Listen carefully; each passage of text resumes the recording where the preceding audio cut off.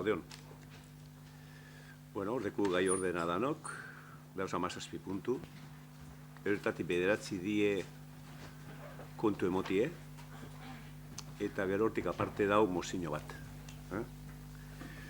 Bueno, mozinoa arkeztu deben taldiek eskatu debe perbaitzeko. Eta, bueno, momokizak ez posminitxu, azaltzeko. Eta, bueno, hasiera mongotaku. Arratsaldeon. Ebazpen zatian, lehenengoko puntua 2024ko martxoaren 27ko saioaren akta onestea. Okerrik ez badau, onartutzat emoten dugu. Bai?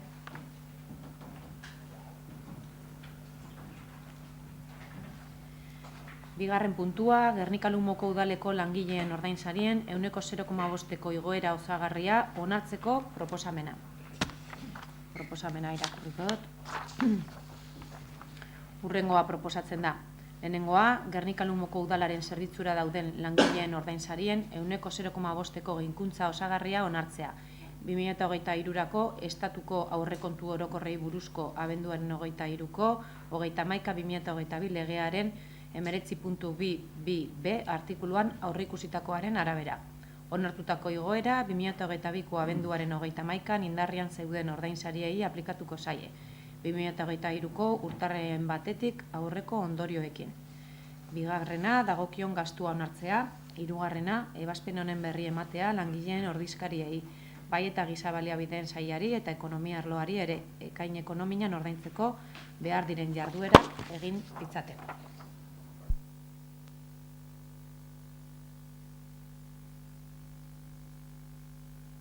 Komisiotik paseta dau.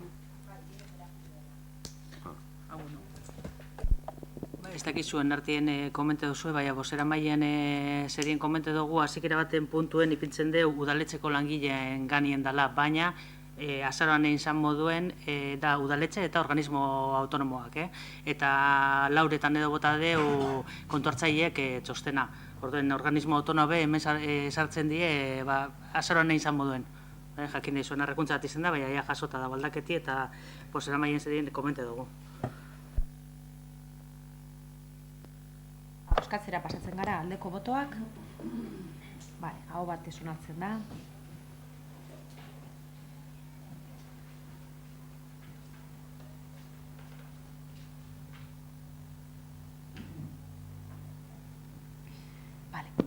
Hirugarren puntua, Gernika-Lumoko udalaren 2024ko aurrekontu luzatuaren transferentzia arrunten eta kapital transferentzien eranskinaren 2024 aldaketaren hasierako onespena. Hala badagokio. Proposamena hurrengoa da. Lehenengoa, transferentzien eranskinaren 2024 aldaketa onartzea, 5.525 eurotakoa. Bigarrena, Bizkaiko aldizkari ofizialean argitaratzea, 15 egun balioduneko epean. Epe horretan, interesdunek espedientea aztertu izango dute eta egoki iritzitako reklamazioak aurkeztu izango dizkiote osoko bilkurari. Hirugarrena, ebazpen honen berri, udal kontuhartzaileentzari emotea. Arratsaldeon denoi. 2023ko azaroaren 29an izandako osoko bilkuran, udal batzar honek aho batez onartu ban Gernika-Lumoko 2024-2027 bitarteko ZEP, hau da, euskera sustatzeko ekintza plana, eta horren barruen berbalagun proiektua indartzea eta aberastea.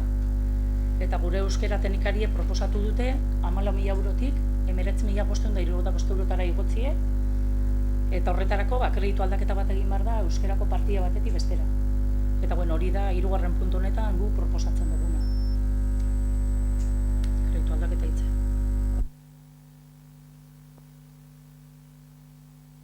Besterik ez badau, bozkatzera pasatzen gara aldeko botoak, ezezko botoak eta abstentzioak. Aurrera ateratzen da.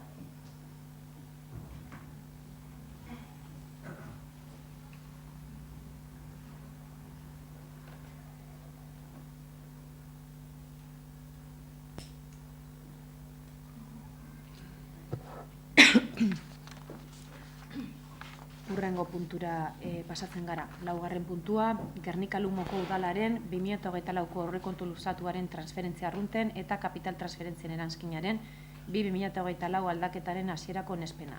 Hala badagokio. Ebazpena hurrengoa da. Lehenengoa, transferentzien eranskinaren 2024 aldaketa onartzea, 25.000 eurotakoa.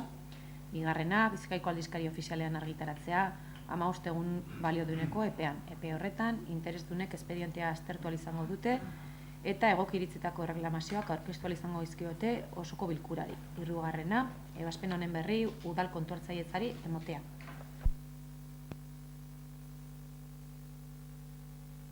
Hemen komente genduen komisioan, dala arbolasarran transferentzia nominatiboa, subentzioa gehitzia.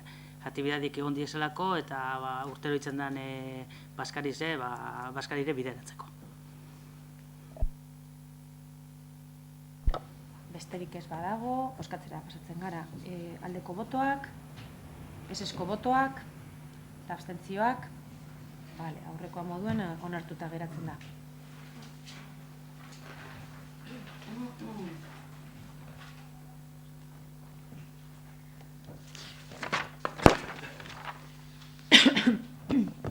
Bosgarren puntua, Gernikako udalaren eta erakunde autonomoen 2022ko aurrekontuaren eranskin gisa onartu zen eta gaur egun luzatuta dagoen aurrekontuak betearazteko arauaren aldaketaren hasierako onespena. Hala badagokio. Proposamena hurrengoa da. Lehenengoa, aurrekontuak betearazteko arauaren 59. eta 58. artikuluen aldaketa onartzea. Arau hori 2022ko aurrekontuaren eranskin gisa onartu zen eta gaur egun luzatuta dago. Bigarrena, Bizkaiko aldizkari ofizialean argitaratzea, 15 egun balioduneko epean. Epe horretan, interesdunek espedientea aztertu izango dute eta egokiritzetako erreklamazioak aurkeztu izango dizkiote osoko bilkurari. Hirugarrena, erreklamazioak aurkezten ez badira, erabaki hau behin betikotzat jotzea. Laugarrena, kontuhartzailetzari adostutako akordioa jakinaraztea.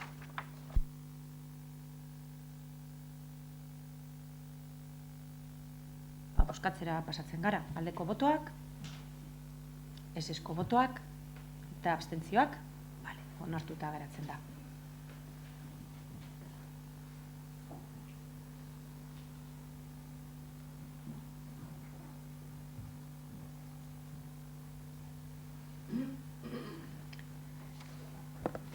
Seigarren puntua, 2017ko azaroaren 30ean osoko bilkurak Bidesain SL enpresari esleitutako bide publikoen espaloiak mantentzeko eta konpontzeko kontratuaren espedientean kontuhartzaileak egindako omisioa baliozkotzea. Hala badagokio. Proposamena hurrengoa da. Lehenengoa, kontuhartzailetzaren omisioa balioztatzea, espediente honi eta haren ondoriozko betebehar guztiei dagokionez. Bigarrena, espedientearekin jarraitzea eta jardura hauek egitea. Ordenamendu juridikoan arauz hausteak egin direla eta egintza deusesa dela jakinda, ekonomia prozesalagatik bidezkoa da prozedurarekin jarraitzea eta dagokion kalte-ordaina esartzea erantzitako eranskineko fakturaren zenbatekoan, espedientean jasotako prestazioen balorazioari buruzko informazioaren arabera. Eta hartatik, eratorritako betebeharra aitortzea Bidesain SL-ren alde. Eta 212.926,48 eurotan. Kontuan hartu behar da, aldeko erabakiak ez duela salbuesten kasuan kasuko erantzukizunak eskatzerik. Hirugarrena, ebazpen honen kontu ematea, kontuhartzailetzari, ebazpen honei dagozkion kontabilitateko idatzoharrak egin ditzaten. Kasu honetan, dauzen faktura honek diesen lanak, kontratue amaitxuen jakie, eta ofizina teknikoan dauz pliegoia amaitxuten licitazioa atateko. Orduen dauz, kontratu barik egon dizen epe horretan eta indabezen lanak gaitzik, ordaindu dizen fakturak.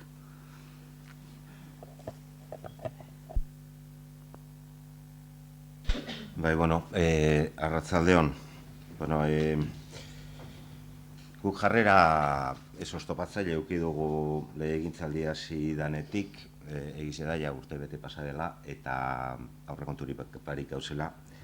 Eta kreditu aldaketa asko etorten dira, eta gu abstenidu egiten den gara gehienetan, batez be ez dugulako gure herritarreri zuzenien eragiten dutzien zerbitzuak etetea edo gertzea, ez? Eta horre, ez dugu oztopori jarri. Baina, oingo puntu honegaz, bai, badekogu zer esana.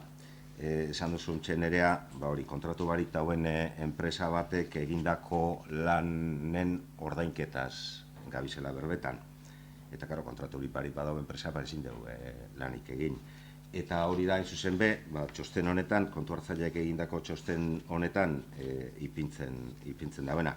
Ni enoa interpretaziorik egiten, ez dut neure iritziz emongo, ni bakarrik ipintzen dauela que las prestaciones realizadas en el 2024 no existe día de hoy un contrato vigente que otorgue cobertura legal a dichas prestaciones. Se advierte una ausencia total de procedimiento por haberse llevado a cabo una contratación verbal, lo que está expresamente prohibido por el artículo de contratación pública, que además es causa de nulidad. Y hay infracciones del ordenamiento jurídico, además de la propia omisión. Es decir, que se han hecho trabajos con un contrato que se había acabado en enero. Eta, karo, aukera bidauz. Edo kontu hartzaileek egindako txosten honeri guk ez da gizelan dan, konbalidazioa edo moten dutzago eta orduan prozeduraz aurrera jarraitzen dugu. Baina, karo, hor txosten horretan beba dator, eta hau, geuretzako, preocupantia da, se hace mención expresa a la posible existencia de responsabilidades derivadas de la tramitación irregular de expedientes de contratación. Eta itxasok irakurri dauen ebazpen proposamenien bebai horixe dator. Eta, karo, pinotera, aukera bidauz. Edo hau egiten dugu, edo ostantzien itxaroten dugu, enpresak erreklamazioen arte, eta erreklamaten da benien, ordaindu egiten jako, benetan zor jako lako, nik hori ez dute zalantzan ipintzen, eta ez dugu zalantzan ipintzen. Eta ordaindu jako. Ze, karo, neuri galdera batzuk okurritzen jatez, eta bosarmarien batzordean nik uste argi geratu dela, ez dela izango. Hau azkenengo faktura izango da, zerbitzu honena, kontatu barik aurkeztuko dana. Osa, ez da galdera da. Ez dakite erantzunen merezioten. Dinetia azkenengo hori, orduen, ingo dugu hau bere momentuen. Eta pleguak preparetan dauzela, noiz, eta egin da dauzenien, orduntxe egingo dugu. Eta horretik guk kontra bozkatuko dugu. Ez dugulako ikusten horrelako prozedura. Bueno, a ver, argitzeko abrobet. Vamos a ver, este tema, hay una empresa que lleva aquí, hay un servicio que se saca a concurso periódicamente cada 6 años, yo creo que es. Pues 4 años más 1 más 1, ¿no? Y entonces esta empresa, que tiene ese servicio de mantenimiento en Guernica desde hace más de 20 años, ¿no? Casualmente hay un concurso y ha ganado esa empresa pues, desde el principio, ¿no? Entonces, cuando empezó esta legislatura, en verano, el mes de julio, trasladamos a la oficina técnica y también a contratación que a esta empresa se le acababa el contrato el mes de enero. Bueno, como sabéis, la parte política no hace los pliegos ni las bases, eso tiene que ser así, ¿eh? La parte política no tiene que intervenir, así considero yo, absolutamente en nada. Y entonces, pues bueno, pues por las circunstancias que fueran, pues creo que ahora tienen elaboradas, porque encima nosotros les dijimos lo siguiente: hacer las bases de forma que sea solamente para esta legislatura, para que quien gobierne en este ayuntamiento dentro de 3 años tenga la autopista libre y que diga seguiré con ese servicio, no seguiré, será más mayor, será menor, lo que fuera. Y nos hemos encontrado pues que ha pasado el tiempo y por las circunstancias que fuera, yo no quiero reprochar absolutamente nada a nadie, porque no sería bonito, ¿eh? Pues que deben estar hechos los pliegos, deben estar hechas las bases, pero no se ha sacado a contratación. Entonces han pasado 4 meses y estos han seguido desarrollando su trabajo, que creo que es algo habitual, no en Guernica, sino en todas partes, que es lo que a mí se me ha transmitido. Y estamos en esa circunstancia. Ellos han desarrollado el trabajo, tienen 6 empleados, más un capataz, y entonces, pues bueno, eso al final de mes pues tiene una factura. Y esas son las facturas que hay que abonar. Pero que no es solamente una cosa que se hace en Guernica, es una cosa, pues a mí por lo que me han dicho, que no debería ser, pero es habitual. Y como las bases y los pliegos no los hacemos nosotros, y tienen que hacerlas siempre los técnicos, que para eso hay técnicos en esta casa, pues han tardado. Y bueno, pues no sé si este mes, el próximo mes que entra, pues saldrá a licitación el servicio. Nepe esateko. Gup ez dugu zalantzan jartzen lanakin dienik. Bakiguz, herri zen ikusten duz lanien gizon horrek, parkatu zedanak izaten die gizona normalien, eta ez dugu zalantzan jartzen. Baina, udaletxe honetan fakturan kontue, ja últimamente, el día la marmota emoten dugu. Eta ikusi gauzo pelikulia, baina el día la marmota da pertsona bat, egunero, egun bardinen ez datzen dana. Eta azken osoko bilkuratan, gupe gai horrek ja repetitibo bihurtzen dire. Ez da osoko bilkura bat nun ez dugu berba itxen aurrekonturi buruz, seguru gero aurrekonturi buruz ingo dugule berba. Ez da aurrekontu bat nun, ez da urtan pertsonaleko gai bet, ez da itxik eurua eukigu, pertsonaleko gai bet, zozer makala izateko, da ez kasu honetan euneko 0,5 igoera, eta kasu honetan dekogu. Eta ez da osoko bilkura bat nun kontu hartzaileek holako txosten bat idazten baden faktura batzuei buruz. Bat, 2, 3, 4, 5 horriko txostena. Eta bulik esan dabenan arire nik txostena emetekot, baina parkatu ezin jote azpimarratu horretan da. Txostena erakurritze, ezke nik ezer gitxi gixo besango dut. Sostén Astenda. Estas facturas se corresponden con prestaciones realizadas en el 2024, respecto a las cuales no existe a día de hoy un contrato vigente que otorgue la cobertura legal a dichas prestaciones. Hau, norbait urtarrien kontatuko zan, el contrato rescindió el 17 de enero y se le siguió dándole trabajo. Llegó la factura en febrero y se le siguió dándole trabajo. Llegó la factura en marzo y se le siguió dándole trabajo. Llegó la factura en abril y se le siguió dándole trabajo. Y seguimos. También es anda que se espera que los pliegos hagan el mes que viene. No es la información que tenemos. Hemos preguntado, ¿qué están a punto? Si todavía están hechos los pliegos, a nosotros nos han dicho que no. Igual nos han mentido. Entonces, el carácter repetitivo y recurrente de dichos servicios se pone de manifiesto la necesidad de regularizar las prestaciones mediante tramitación de licitación contractual. Hay un gasto de 212.000 euros que no es de un mes, o sea, que se ha estado esperando para traer hoy, porque estoy seguro que la interventora propondría en febrero traer la primera factura. Pues en marzo propondría las 2 primeras. O sea, hemos dicho, yo pensando, me puedo equivocar, digo, la empresa habrá dicho, hey, que llevamos 200.000 euros que quiero cobrar. Y traemos el punto, porque el mes que viene habrá, porque estos les hemos visto trabajar este mes. O sea, que el mes que viene tenemos otra factura. Y aunque saquemos los pliegos, el proceso, con verano de por medio, supongo que pillará julio, tenemos otra factura. Y agosto tenemos otra factura. Entonces, otras 3 o 4 facturas vendrán. No había pensado lo que ha dicho Willy, pero es verdad. Vamos a esperar y cuando vengan todas pagamos y decidimos. No, es que no había pensado eso. Entonces, y dice, exposición de incumplimientos normativos. Y no dice uno, ¿eh?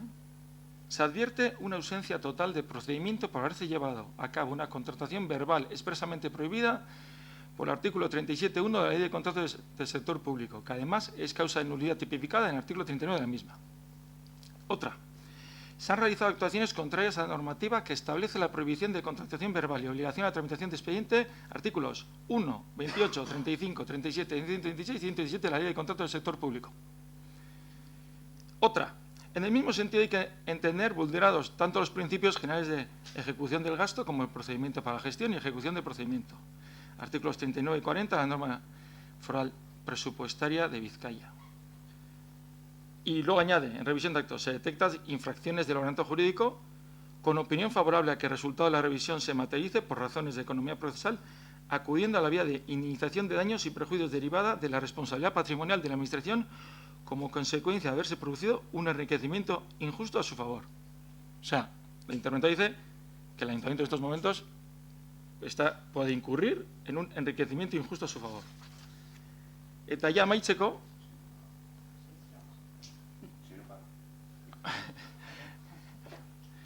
si no paga, ya habrá que pagar. Pero es que el primer mes, ¿quién le llamó para que siga trabajando? Y luego, finalmente, se hace mención expresa a la posible existencia de responsabilidades derivadas de la tramitación irregular de expedientes de contratación, tal y como establece el artículo 36 de la Ley 40/2015 del régimen del sector público, indicando que, de acuerdo con el artículo 28d y la Ley de Transparencia, Acceso a la Información Pública y Buen Gobierno, la omisión del trámite de intervención previa de gastos, obligaciones o pagos se sustituye siempre que la conducta sea culpable una infracción administrativa muy grave en materia de gestión económica presupuestaria que puede conllevar la exigencia de responsabilidades. Pues, leyendo esto, nuestro voto está claro. Bueno, solamente te va a matizar una cosa. Creo que eso de verbal es una terminología jurídica, creo, ¿no? Los verbales no es que hayan hablado con Nerea o hayan hablado conmigo o hayan hablado con no sé quién, ¿eh? Es una terminología jurídica, ¿verdad? Es así. No sé que diga, he hablado yo, oye, seguir. Y luego has dicho una cosa, que a ti te han dicho que no están los pliegos hechos, estás poniendo en duda lo que yo he dicho. Estás poniendo en duda. Una cosa es, no sé si te ha dicho el pastor de Upo o quién te ha dicho que no están hechos las bases o los pliegos. Pues eso lo que hay que hacer es ir a contratación, ir a oficina técnica y preguntar quién hace esas cosas, si están o no elaborados. Y a mí me han dicho que están, pues los técnicos están hechos, faltan los administrativos, que será, yo no sé si es copia y pega o eso, no sé si es así, pero los técnicos están hechos. Y además, como he dicho antes, si ese servicio se sacaba a concurso o a licitación para 4 años más uno, pues nosotros hemos dado la orden que hagan solamente para 3. Como he dicho antes, pues quien luego decida y diga igual no hace falta este servicio o sí hace falta, ¿eh? Y entonces nosotros pensamos que el servicio sí es necesario, que sí hace falta, pero que los pliegos técnicos están elaborados, yo te digo que sí. O eso yo no le digo, oye, tráeme a ver si están hechos. No, yo no hago eso. Yo confío en la gente, los técnicos de esta casa, y no sé si los administrativos están o no, pero que quien hace los administrativos está al corriente de esto desde verano también. Nada más. Geuzotxo bet honen konture, hau ez da zerbitzu bakarra dauena kontratu barik. Kontratu amaitute dekona, eta beste zerbitzu batzuk dauz bebai, gauzenak emoten eta ez dekina kontratu injerrien. Kontratu hemen, hau administrazio publikoa da, hau ez da gure etzie. Eta kontratuek amaituten dizenen, amaitu egiten da relazio juridiko-ekonomikoa enpresa horrekaz. Eta ez badu kontraturi zerbitzue gelditu egiten da. Atara arte. Edo prebizioa gazko katzen da, eta sasoiz ataratzen da. Kasu honetan, kontraturik ez badau, esanen biziak ezin jozu esegidu, ze seguru nau eurek enpresako arduradunepe arduretute dauzela, kontratu barik egotiena. Eta enbidana da hori, ez badu kontraturik gelditu egiten da, ataraten da kontratazioa, legez, ze ostantzien, hau ez da noberan etxie, hau dirue publikoa da, eta horretarako da lege bat, Ley de Contratos de Administración Pública. Orduen, segidu aldugu insekula sekulurun, horregaz atxakizegaz, zerbitzu emonen bida, jentir emonen bidako, eta segaitik horreri, eta segaitik ez beste batzuri. Segaitik ez beste batzuri. Ze beste enpresa batzuk egongo die prest zerbitzu hori emoteko. Horretan ez dugu betzetan? Ba, upai, orduen badin jotzuet, enpresa horretako ez bakarrik hone, beste enpresatako arduredunepe, seguru nau, arduriegaz dauzela, kontratuari dauzelako.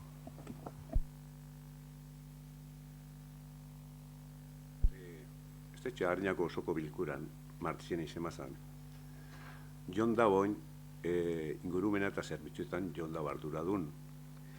Eta zerrenda baten goan bera berba, hor aipatu dalez, zelan dauzela beste kontratu batzuk egin barik, klaro, ez, sesto bete izi, ez da. Eta zuk argi itxizen duen, da nor izen zen arduradun ebe bai. Eta, bueno, ailegezak ez kontrata senyora, eta ez izen kapaz hori lana atarateko, ez da? Gure bazu, errepikatu, ze esan zen duen. Bai, hau Ariñauko legealditik datorren kontratuek diez geratu zienak amaitxute, eta lehen esan gendune, badau el plan de cambio climático, jardinería, flores eta servicio de prevención ajeno. Planin badekogu, guk azkenien prioridade batzuk ipindoguz, eta eitzen goaz. Danak batera ezin dugu urten, teknikoa lanien dau, eta martxan gabiz. Orduen, zerbitzizuek, etetie, iztie Gernikeko jentie zerbitzu barik, ez da aukera hoberena. Jon, argitzeko hobeto. Horre hon zien, kambio klimatiko esan duzu, ez da? Ingurumeneko kontratuek amaitxute, eta arduradunek atarabarik. Berdintasuna arloko geusek, bardin. Eta dauz zerrenda bat. Eta oin, golpera, zuge motentazuz, eta hor lanien dauenak, ez deus ataraten dana golpera. Hori izaten dozku guri bentzen. Osea, que arduradune izen zana, pasedan ekainera arte, horre danak, izego zen bertan bera, eta enbarik, temas medioambientales los dejó todos sin hacer. Y era su responsabilidad. Y era de vuestro partido político. Así de claro. Y además, el tema de Berdintasuna, el tema de psicología y todo esto, lo mismo. Y este tema, este otro, sí es actual, el que estábamos hablando, porque este ha acabado en enero de este año. Pero el resto habían acabado antes. ¿Y qué pasa con contratación? Pues que no está sacando el trabajo, por lo que fuera. Y no estoy reprochándoles de que no trabajan bien o mal, ni mucho menos. O sea que aquí se está mareando la cosa. Aquí hay un tema.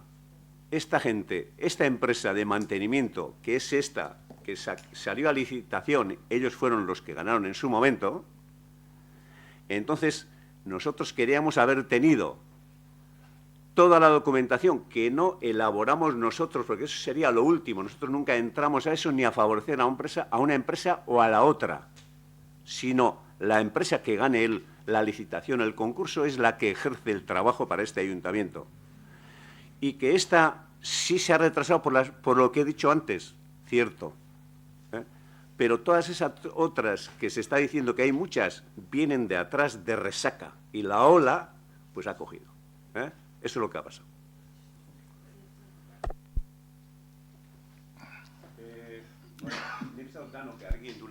Bosketa ingo dugu. Jose Mari, barkatu. Asko niko berba enzu, dano gindu niko berba, da punto. Amen amaitzu da bosketa ingo dugu. Pues haré en ruegos. Haz lo que tú quieras. Haré el ruego de que... ¿Qué ruego? Haz el ruego ahora. Vale, pues haré ruego. El plan de contratación que hace referencia a Jon Lejárraga, que hizo referencia la otra vez, tengo aquí. Decreto de alcaldía. ¿Quién firma? El alcalde. ¿Y qué dice el plan de contratación? La Ley de Contratos del Sector Público de 2017 dice: las entidades del sector público promoverán la actividad de contratación pública desarrollada en un ejercicio presupuestario o en periodos plurianuales a conocer su plan de contratación anticipadamente mediante un anuncio. La ley entró en 2017, y este año el Ayuntamiento de Guernica es el primer año que hace plan de contratación. Y casualidad, es responsabilidad del alcalde su aprobación.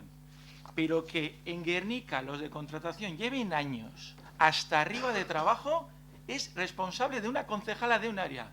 Que, como yo dije la otra vez, si alguien no funciona, se le quita del área. Pero que los de contratación tienen muchísimo trabajo es una cosa de este ayuntamiento.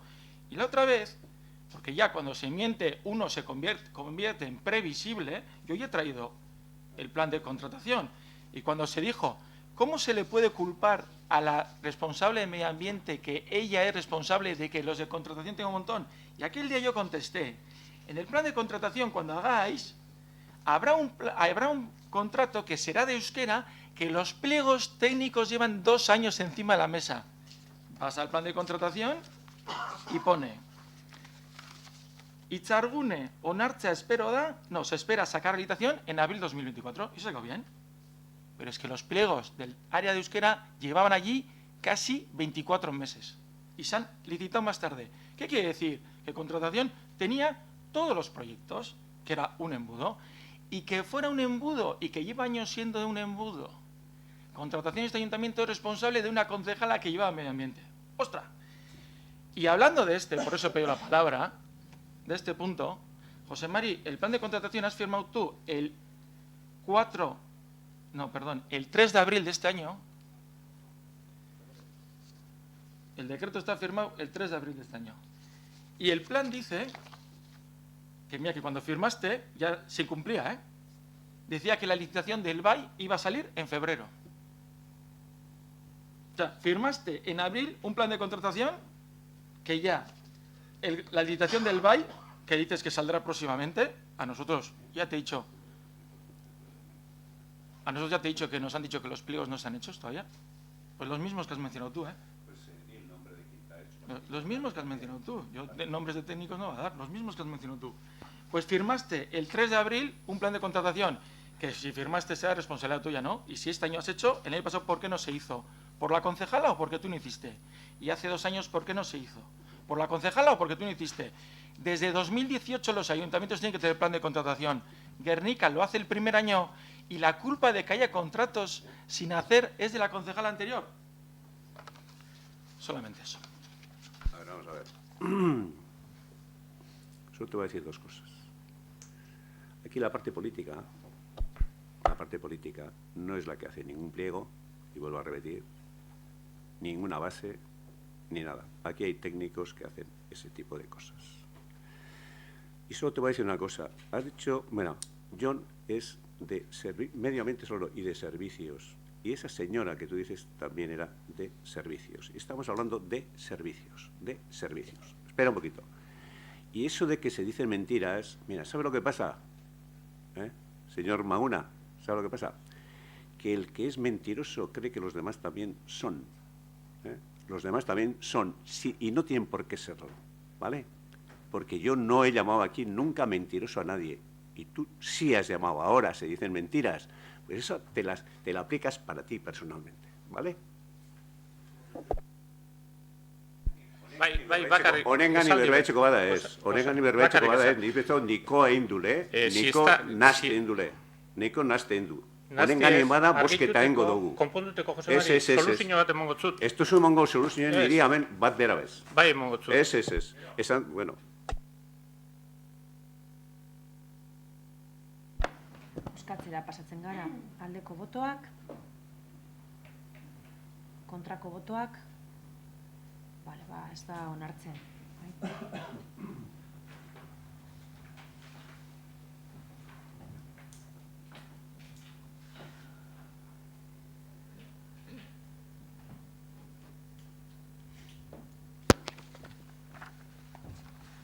Zazpigarren puntua, hirilurren balio gehitzearen gaineko zerga arautzen duen udal ordenantza fiskalaren aldaketaren hasierako onespena. Hurrengoa proposatzen da. Lehenengoa, hirilurren balio gehitzearen gaineko zerga arautzen duen ordenantza fiskalaren aldaketa hasiera baten onestea, eranskineko testu arautzailearen arabera. Bigarrena, Tokio Gasunei buruzko 9/2005 foru arauaren 16. artikuluari jarraituz, espedientea jendaurrean ikusgai jartzea 30 eguneko epean, udaletxeko ediktu tabloian eta Bizkaiko aldizkari ofizialean iragarkian argitaratuz. Interesatuek ikusteko aukera izan dezaten eta egoki deritzoten erreklamazioak aurkezteko. Ordenantza behin betiko onetsita dagoela ulertuko delarik aipatutako epean erreklamaziorik aurkeztu ezen.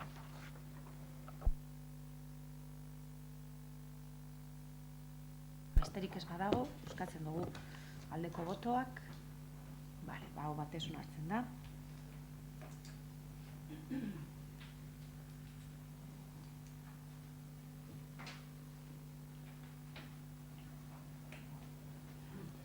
8. puntura pasatzen gara. Gernika-Lumoko udalaren 2024ko aurrekontuko 5/2024 kreditu aldaketaren hasierako onespena. Hala badagokio eta kontuhartzailetzak osatutako finantza irakortasunaren helburua betetzeari buruzko txostenaren berri emotea osoko bilkurari. Hurrengoa proposatzen da. Lehenengoa, 5/2024 kreditu aldaketa onartzea, diruzaintzako gastu orokorretarako gerakinarekin finantzatutako kreditu gehigarria erabiliz. Bigarrena, Bizkaiko aldizkari ofizialen argitaratzea, 15 egun balioduneko epe horretan, interesdunek espedientea aztertu ahal izango dute eta egokiritzitako erreklamazioak aurkeztu ahal izango dizkiote osoko bilkurari. Hirugarrena, ebazpen honen berri udal kontuhartzaileentzari emotea.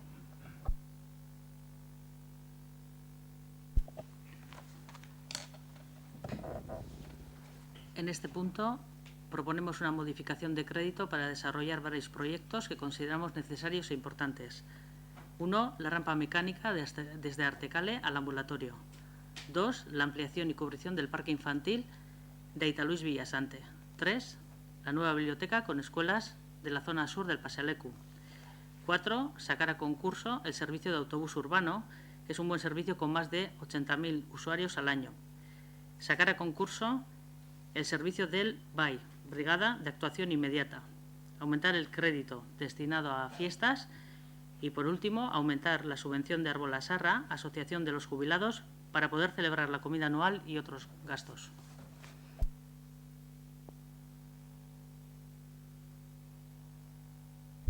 Bueno, lehen esan dutena esangot, urtebete pasada eta ondino horrekonturik barik hauz, eta ez da aurrekonturik barik hauzela, ez da aurkeztu aurrekontu proiektu bat, hemen gauzen talde desberdinek gure ekarpenak inalizeteko eta gure emendakinak aurkeztu alizeteko. Eta oin proposatzen dana da, bozketa baten, 3.173.000 euroko partida bat, gobernuaren esku iztie, inungo negoziaziorik gabe eta inungo kontrasteriparik gobernuak gure daben aiteko ontsen momentuen. Ku urtebete da bat hau esaten. Eskue luzatute dekogu, jesartzeko nahi danegaz, gugaz jesarriko danegaz, honek hauze guztizetaz berbaiteko. Guk aurrekontu proposamen alternatibo bat egin gendun eta adibide bat ipintzearen, guk ikusten gendun liburutegiaren proiektue beste hausnarketa bat bihar dauela benetan proiektua sedimentzioa egokiko dauzen, benetan bakarrik hegoaldeko partia okupatuko dauen, eta benetan ze zerbitzu emango dauzen erabakitzeko. Badabor proiektu bat ikasgelak egiteko proposatzen genduna, liburutegizeri espazioa gehiago emoteko, baina hori izta kontue. Hemen aldugu berbain, ia zelako izan bidan errampie eta kontue da, horrelako inbertzioak egiteko, horrelako kreditu aldaketa bat egiteko, negoziazio bat behar dela, jesarri behar garela eta donon artien erabaki. Eta horren forma egokizena urte bi paseta gero aurrekontuek prorrogeta dauzela, izango litzateke aurrekontu proiektu bat aurkeztie gobernuek, eta horren arabera bestion emendakinekaz hori atontzie. Kirol patronatoko aurrekontua onartu dugu, eta onartuta dauen aurrekontu hori ez da implementetan eragiten dauelako, aldaketa batzuk eragiten dauzelako aurrekontu orokorretan. Tardun, modu demokratikoan onartu dan aurrekontu bat ez da implementatzen, ez da eserreiken hori martxan ipintzeko, eta aldiz etorten da ona bosketa baterako 3.000.000 erabaki bat. Eta gero, hor denetarik dau, ez dauz bakarrik inbertzioak dauz beste partida batzuk. Nik uste horrek eskatzen dauena aurrekontu proiektu serio bat, eta kontra boskatuko.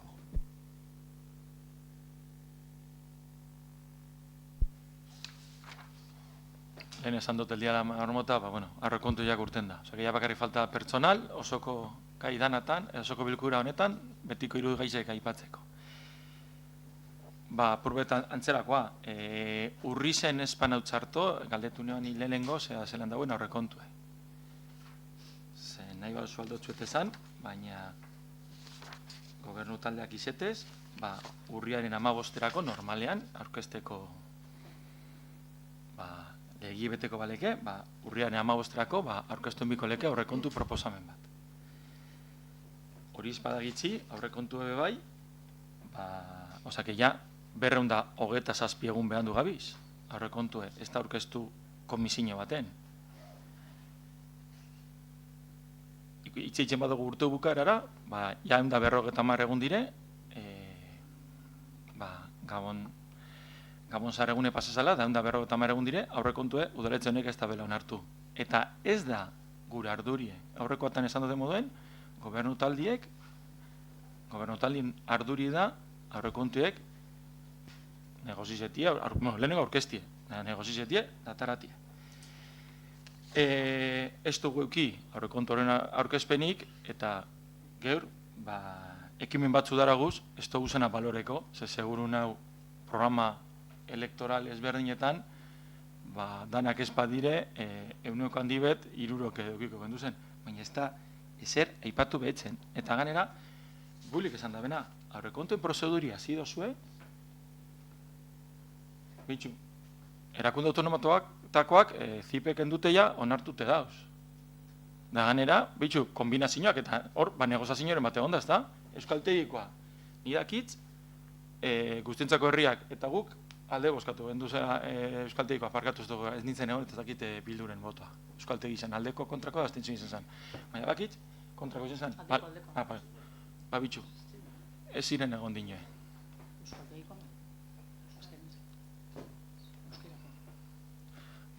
Bitxu, Euskaltegi zen, ni badakitz, EAJak eta guztientzako herriak ja onartu dabe Euskaltegiko horrekontue. Ondo. Kirol patronatuan, aurkeztu zen zirriborro bat, eta bai Bilduk eta bai EAJak ekarpe batzekin behazan, eta horrek onartu ziren. Eta kulturetzen pasezan arraruena, ekibendun duen komisio bat, esan gendun, ipin gendun data, aurrekontuen komisioa egiteko, eta kasualidadez, guk esan gendun, guk bai Bilduko ordezkari titularrak, eta nik, kasuanetan kulturetzeko ordezkari titularrak, esan gendun, ezin gendun data baten, kasualidadez, segun horretan da ordu horretan, batzorda jarri zan, eta aurrekontuek onartu ziren. Ondorioz, hori, lehenengo gauzie da, hori implementeu aurrekontu proposamenien, eta komisio bat erakarri. Eta hemen, oie, orain dela osoko bilkura bi, esan zan, ganea, erregu ineban, mesedez, batzorde bat, ogasun batzorde bat deitzu dadile, nun, kontu hartzaile bat egon dadile, gure galderak erantzuteko gaitasun teknikoa dekona, ze, Xabierrek esan eban nuen, ingresoatan, zantzuek, eukigendu zen, ez dauzela ondo. Dantzan ez, haino kerrez ginen ibili. Eta, badakitz, alkatik esan bala, ipingo da, batzarra eta denporaz. Ni, alkatien, berbien betetien zain gau.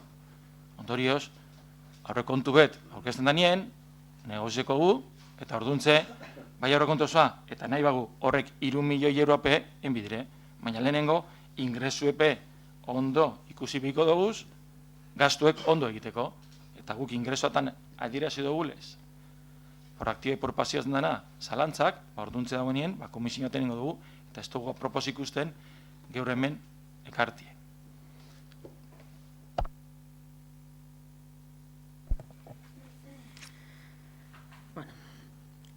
Nosotros en todo momento hemos estado dispuestos a acordar los presupuestos con vosotros, con todos, sin apartar a nadie. Para ello, hicimos un borrador y lo entregamos tanto al PNV como a Bildu. Los concejales del PNV no hicisteis ninguna propuesta y, de hecho, hablamos a primeros de febrero con el PNV y se nos comunicó que todavía no era el momento. EH Bildu sí nos hizo propuestas, que vosotros también las tenéis, y hablamos con ellos en 2 tandas de negociaciones y 5 reuniones. Pusieron al descubierto que sus intereses eran otros y rompieron abruptamente las conversaciones sin ninguna explicación. Nosotros seguimos manteniendo la disposición a acordar y trabajamos para mejorar Guernica. Tenemos un buen programa y lo queremos compartir con vosotros.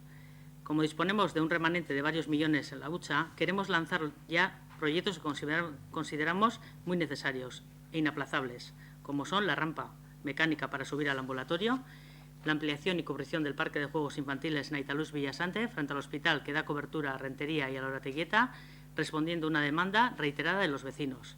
Y 3, poner en marcha el proceso para una buena biblioteca en el edificio de las escuelas de la zona sur, en el Paseleco, y poder disponer de una buena biblioteca.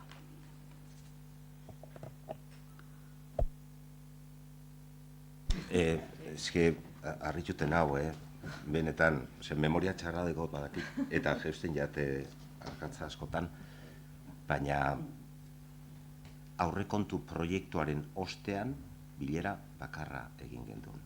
Aurrekontu proiektuen aurretik hainbat bilera egin gendu zen, baina aurrekontu proiektu bategaz bilera bakarra egin genduen. Jose Mari etzan etorri zan Iñaki, etorri zinen zu, eta joan ginen Goiatz, Leire eta Hirurok. Bilera bat eduki gendun, bilera horretan zerrendatu zendu zen gure proposamenetatik zeintzuk ziren zeuen gustokoak eta zeintzuk ez, eta hor amaitu zen bilera. Azkeneko berbak izan ziren, gaur korrikan parte hartuko dozue, hor amaitu zen bilera, eta geratu ginen zuek berriro deituko zenduela, beste bilera bat zuen ardura dalako. Baina mesedez, aurrekontuak baino lehen, hainbat bilera informal. Aurrekontu proiektuagaz bilera bakarra. 5 pertsona atzeko gela horretan. Ez dut esango, besterik. Eno ani sartzen esaten zuk hau, bestiek bestie, informal, formal. Bueno, ni egon itzen, zuen programa, da gure programa, aztertzen egon ginen zeuek eta gu. Programa da, ze proiektu eurrera eran edo ez. Da engen zen 4 bilera, akabukoa izen zen abenduen 5. Da hori ez da aurrekontuen ganien berbaitxie, ze proiektu aurrera eran gero aurrekontuen barren ukitzeko? Niretzako bai.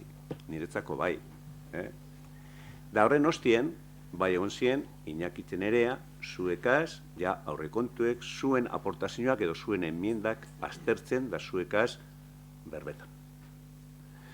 Eta onartu zien euneko 30 baino gizia, igual 35 edo olako bat. Da hor, amaitxu zen. Bueno, yo al respecto quiero decir que, bueno, sí se entregó un borrador de presupuestos, se entregó, pues para hacer aportaciones o enmiendas, para acordar a primeros del mes de febrero. Los concejales del PNV no hicisteis ninguna aportación, ninguna. Y en el pleno del 27 de marzo, pues casi 2 meses después, el último pleno anterior que tuvimos, se hicieron como 2 preguntas, ¿no? Una decía, ¿quién ha hecho estos presupuestos? Pues ¿quién iba a hacer? Pues nosotros. ¿Quién? ¿Algún extraterrestre iba a hacer los presupuestos? Pues nosotros. No sé por qué se hacía esa pregunta. Un borrador de presupuestos abierto a recoger, a quitar esto, poner lo otro, a acordar entre todos. Y sí hizo Bilur esas aportaciones que hemos hablado. Y la segunda pregunta, decían también que los ingresos eran menores. Había que discutir, porque nosotros nunca hemos hecho ningún disparate, en el tiempo que llevamos en este ayuntamiento. Hemos controlado bien los ingresos y también los gastos. Y decíais que eran menores. Luego, en un organismo autónomo, donde nosotros habíamos planteado una subida del 8% en el presupuesto que había anterior, vosotros planteasteis una subida, sumándole más a eso, hasta el 45,87%. Y ahí se ve la fórmula. Yo diría que esa fórmula, como se dice en álgebra, es la fórmula del conjunto vacío, la que no tiene elementos. Porque claro, si los ingresos tienen que ser menores y el gasto corriente se aumenta, porque lo que se hacía en ese 45,87% es aumentar el gasto corriente, pues no se puede hacer nada. No se puede llevar a cabo ningún proyecto, no se puede llevar a cabo la rampa, y no se puede llevar a cabo la biblioteca, y no se puede llevar a cabo la cubrición y la ampliación de la zona de niños para Rentería y Lorateguieta delante de Luis Villasante. Pero, o sea, bloqueo total.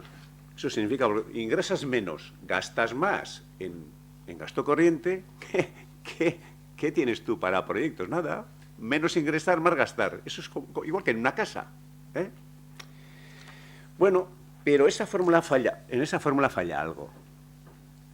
Algo muy importante. Que nosotros hemos llevado las cuentas de este ayuntamiento muy bien. Y tenemos en el remanente, o sea, en la hucha, más de 4,5 millones de euros. Y con ellos se pueden financiar proyectos para mejorar Gernika-Lumo. Proyectos que hacen un Gernika-Lumo más amable, más accesible y más cultural si cabe. Y hoy en este punto, en el 8, lo que se contempla es uno que ha estado puesto en los programas de todos los grupos, una rampa mecánica desde la media calle al ambulatorio, que será o sería, cuando se haga, de gran ayuda a las personas con movilidad reducida. Hay mucha gente que está deseando de tener eso, o con problemas cardiovasculares y otro tipo de problemas. 2, la ampliación y cubrición de ese parque infantil que he dicho, que también es importante para todo Rentería y Lorateguieta y el entorno. Y decís que vais a decir que no. No a la rampa, no a la cubrición de juegos de niños. La nueva biblioteca, con luz natural, 2,5 veces mayor que la actual, en el Pase Leku, y eso sabéis que me recuerda, que en este salón de plenos, el 30 de abril del 2008, el PNV tenemos un proyecto para hacer en uno de los edificios. Habíamos negociado con Educación que desafectaba los dos edificios, ¿no? Y hubo que retirar el punto porque el PNV votaba en contra. Estaba en la oposición y votaba en contra. Y ANV, ahora los herederos, digamos, entre comillas, son Sortu, en contra también. Y ahora, pues parece que va a pasar lo mismo. Y entonces, nosotros habíamos puesto en marcha, para luego hacer una comisión, a la arquitecta en hacer una lehiaketa, un concurso para la biblioteca.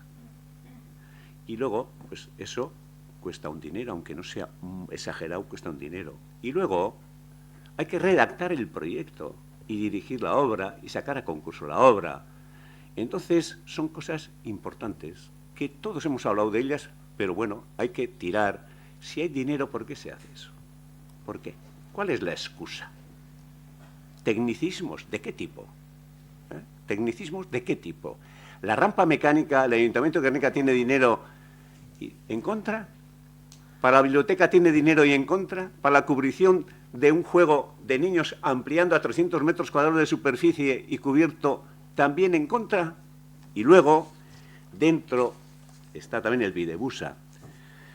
¿Sabéis cuándo se puso el Videbusa en marcha? Yo sí, porque inauguramos, hicimos el primer recorrido, tuve esa suerte de hacer con Jesús María Alberdi, que era el concejal de ANV, de Medio Ambiente. Y todavía recientemente él me recordaba de un dinero que vino de Europa. Pues pusimos el 4 de febrero del 2010. Entonces, en estos años, con esa media que ha dicho Nerea antes de más de 80.000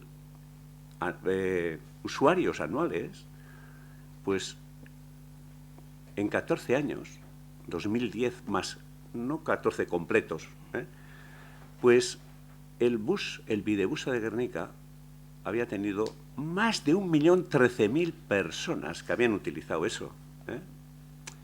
Y me acuerdo que fuimos eso, Jesús María Alberdillo, hicimos el recorrido en todo Guernica y vino con nosotros un señor que aparecía ahí en las películas sobre el bombardeo de Guernica, me acuerdo, Pedro Baliño, un hombre con la boina. Bueno. Y luego también está ahí el tema de la comida del jubilado. Comida del jubilado, no partidista, sino pública para todos, sin meter siglas políticas, se empezó a hacer el año 2007, septiembre del 2007. Y se ha hecho siempre, excepto cuando no se pudo, que era con la pandemia.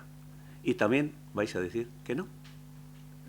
Bueno, pues la verdad es que a mí me sorprende, porque una cosa es que se puede tirar con esto para adelante y volver a hablar de los presupuestos. Sí, se puede hablar de los presupuestos. En este ayuntamiento se han aprobado presupuestos el mes de julio, a últimos de julio. No una vez, sino más de una vez. Y nosotros decimos, estamos abiertos a hablar de esos presupuestos, a acordar y escuchar a los dos grupos, tanto a EH Bildu como al PNV. Nunca nos hemos opuesto a eso. Pero, como no se ha podido, por esa fórmula que he dicho de menos ingreso, más gasto, conjunto vacío, pues de momento hemos dicho, vamos a plantear esto, y bueno, pues si decís que no, pues será que no, porque tenéis más, vuestra suma de votos es mayor que la nuestra. Pero creemos que es de sentido común y coherente y sensato, y eso es pensar por el pueblo, que es lo que hacemos nosotros, y no en partidos políticos. Así de claro.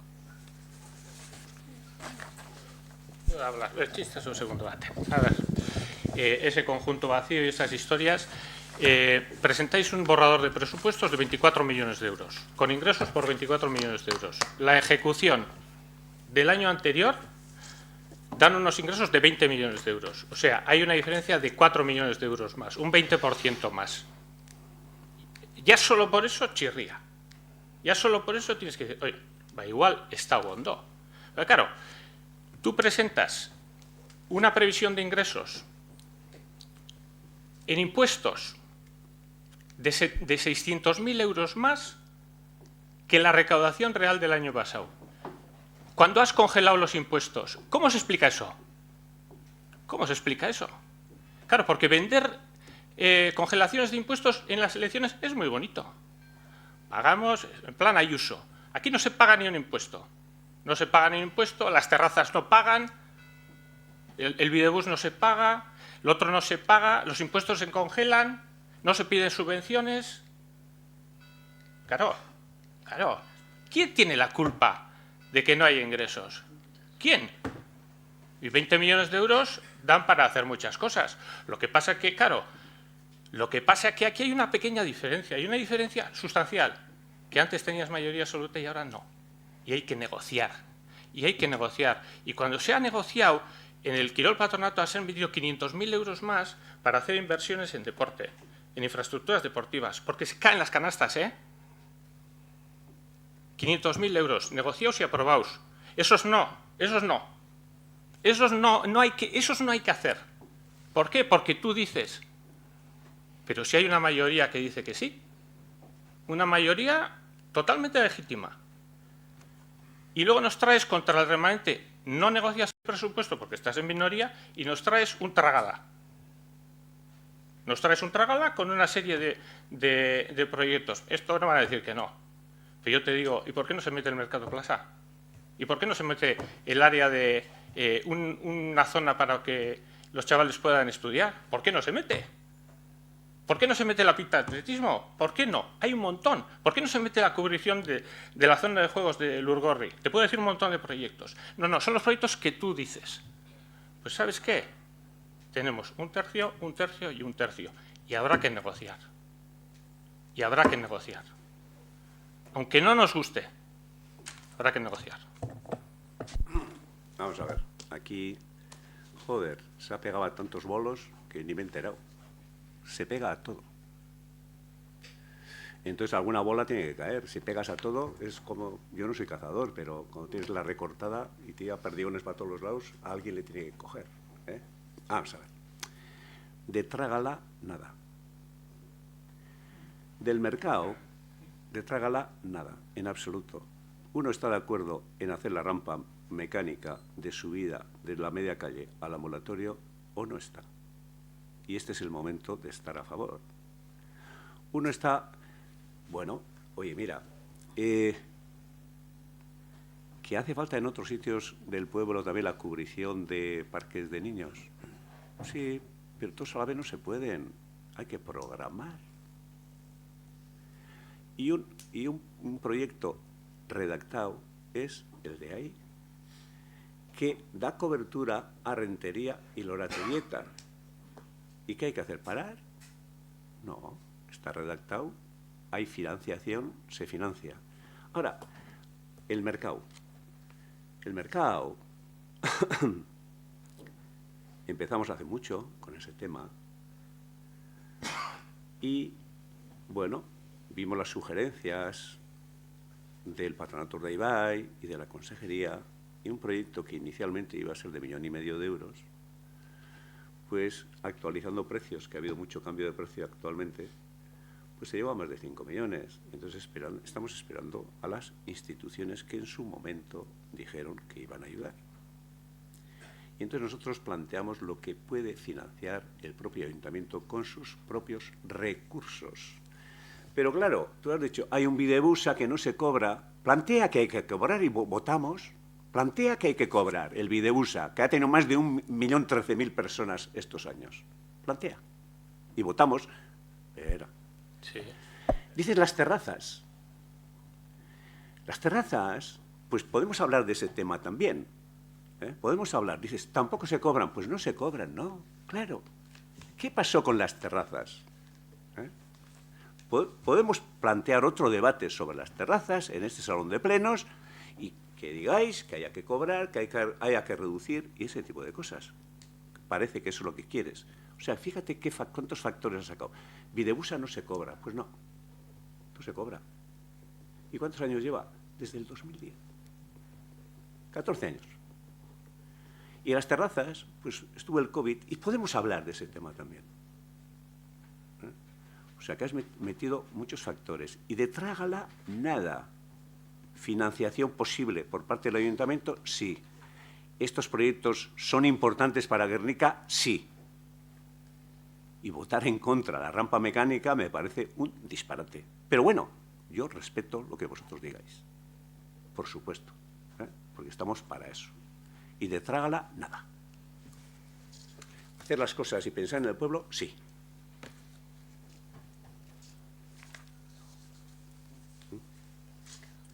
Bakarrik argitzeko. Bakarrik argitzeko gure botoa. Bai, José Mari.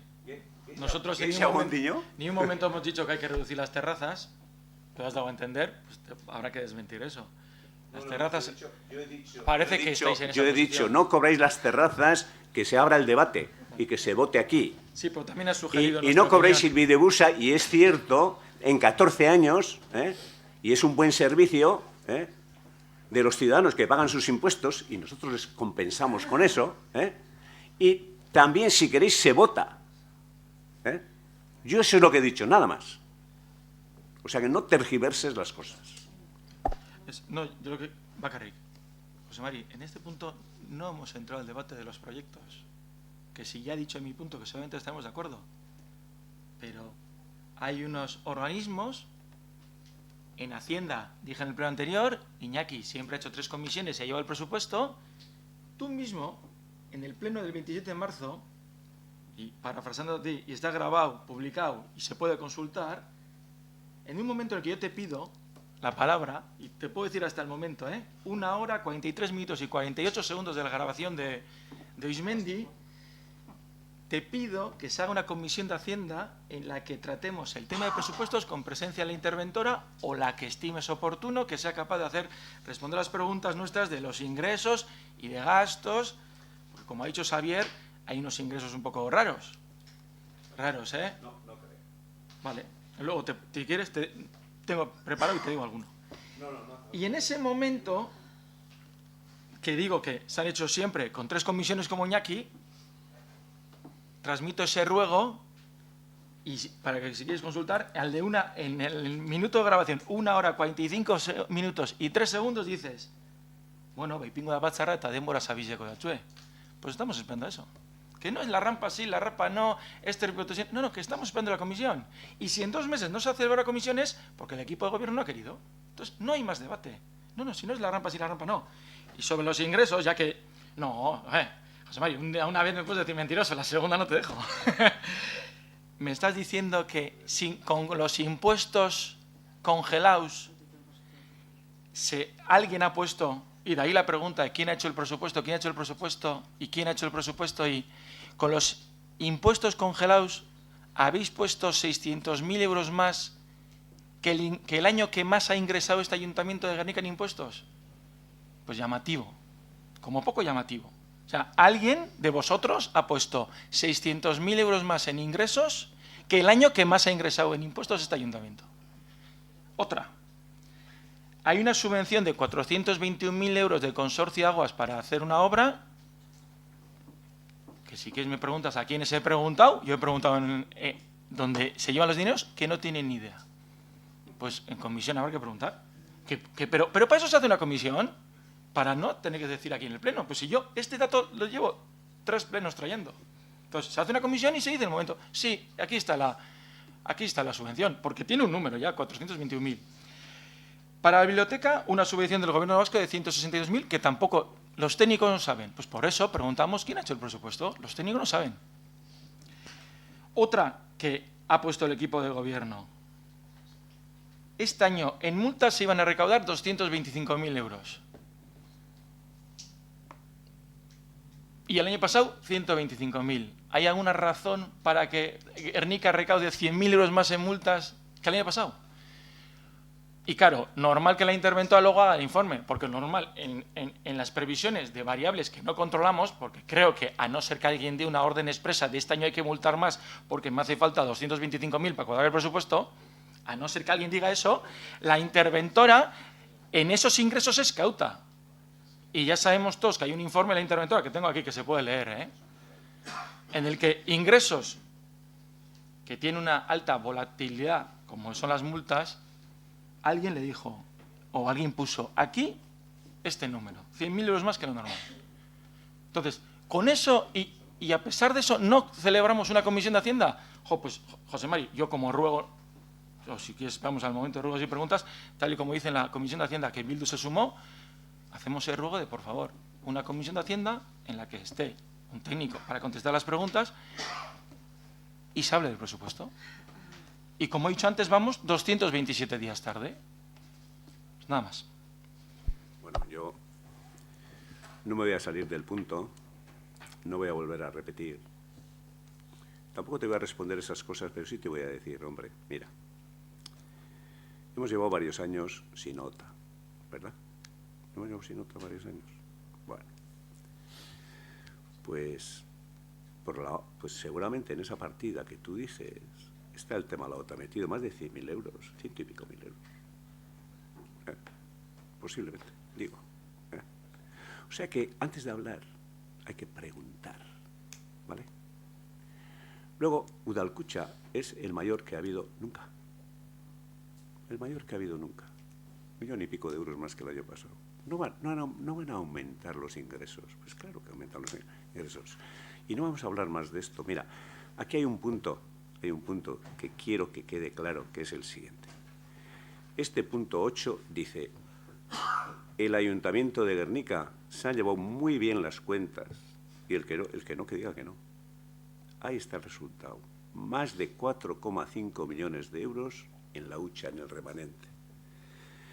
Entonces, de momento, como los presupuestos no se han aprobado, pues se dice, pasa el tiempo, esos recursos que tenemos vamos a dedicar a algo que en un programa electoral tiene EH Bildu, tiene el PNV y tenemos nosotros, que es la rampa mecánica de subida al ambulatorio. Y ahora vosotros vais a decir que no.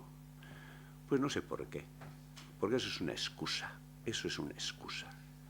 Y el resto de cosas, la cubrición de niños, porque tú este año puedes hacer la de Rentería y el año que viene pues puedes hacer otro. y así sucesivamente. Y las cosas son los pies en el suelo y la cabeza también en el suyo.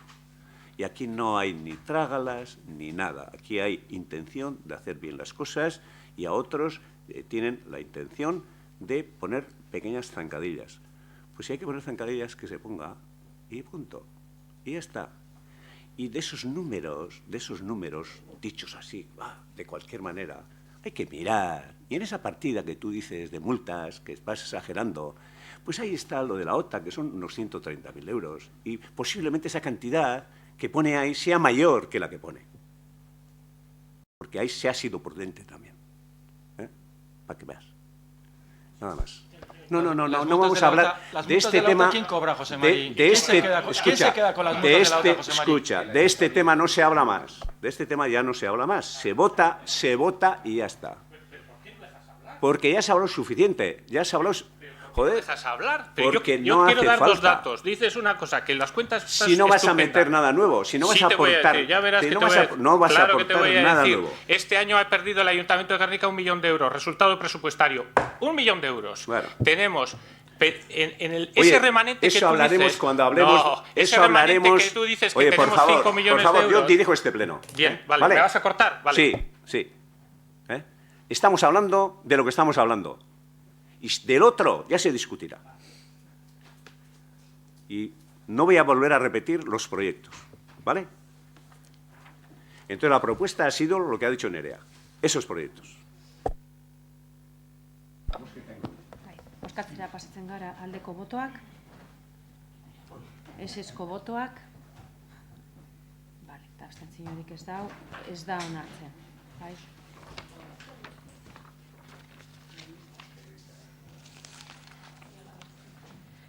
Ebazpenik ematen ez duen satira pasatzen gara, 9. puntua 2023ko udalaren eta bere autonomiadun erakundeen aurrekontuen kitapenaren berri emotea. 10. puntua udalaren aurrekontuko 1/2024 kreditu aldaketa espedientea, kreditu gerakinen txertaketaren berri emotea. 11. kulturetzeko aurrekontuko 1/2024 kreditu aldaketa espedientea, kreditu gerakinen zertaketaren berri emotea.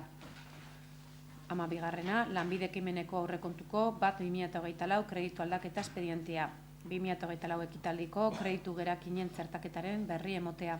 13. kirol patronatuko aurrekontuko 1/2024 kreditu aldaketa espedientea, 2024 ekitaldiko kreditu gerakinen zertaketaren berri emotea. 14. udalaren aurrekontu luzatuaren 3/2024 kreditu aldaketa espedientearen berri emotea eta kontu hartzailetzak osatutako finantza iraunkortasunaren helburua betetzeari buruzko txostenaren berri emotea osoko bilkurari. 15. udalaren aurrekontu luzatuaren 4/2024 kreditu aldaketa espedientearen berri emotea. 16. kulturetzeko aurrekontu luzatuaren 3/2024 kreditu aldaketa espedientearen berri emotea eta kontu hartzailetzak osatutako finantza iraunkortasunaren helburua betetzeari buruzko txostenaren berri emotea osoko bilkurari. 17. azken bilkuratik alkatetzak egindako dekretuen berri emotea. Eta erreguak eta galdera puntua pasatu aurretik mozio proposamen bat dago. Talderen batek bere egin gura badau defendatu alizateko. Bai, beste inok ez badu bere egiten, EH Bildu berea. Bale, orduan betiko lez, gai ordenean sartu aurretik, ados basauzie guztiok, hau batez, onartutzat emoten dugu, gai ordenean sartzen da.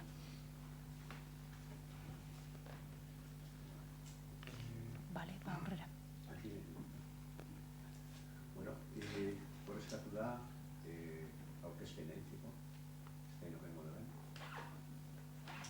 Joseba, larri luzetzeko, 5 minutu, ondo ikusten baduzu, vale?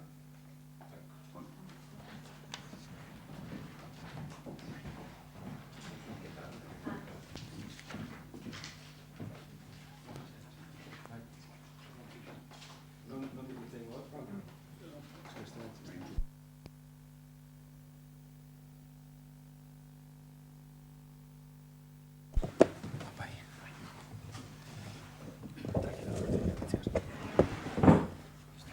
Bueno, Arratsaldeon danori.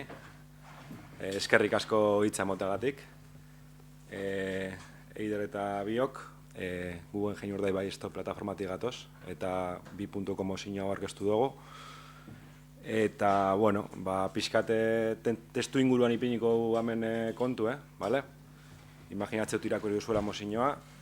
Eta, bueno, testu ingurua zein da, bueno, pues Busturialdeko eskualdea, bai? Dano dakigun modun balio ekologiko, historiko eta kultural itzela deko, eta horren adierazgarria da UNESCOk 84ean pues deklaratu zauela biosfera erreserba, ez? Urdaibaiko biosfera erreserba, ez?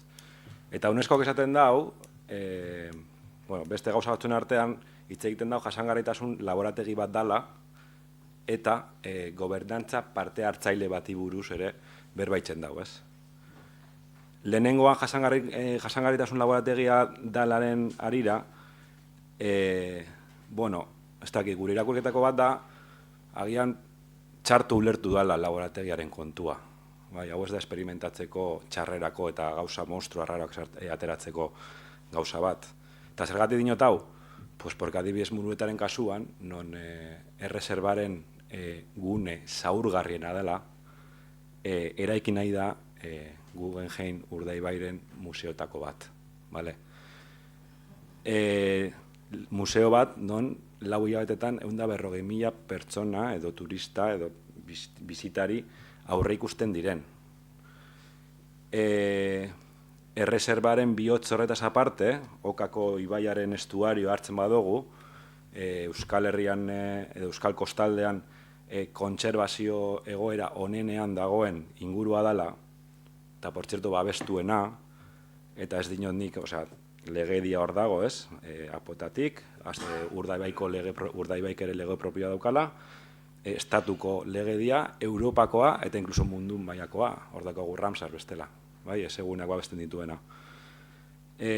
Bueno, pues, inguru guzti honetan, gaur egun saturazio zantzuak ditugula badakigu, eta ez dinogu gu bakarrik, Eusko Jaurlaritzak egin zuen ikerketa bat 2018an, eta horria ikusten zen inguru hau saturatuta zegoela.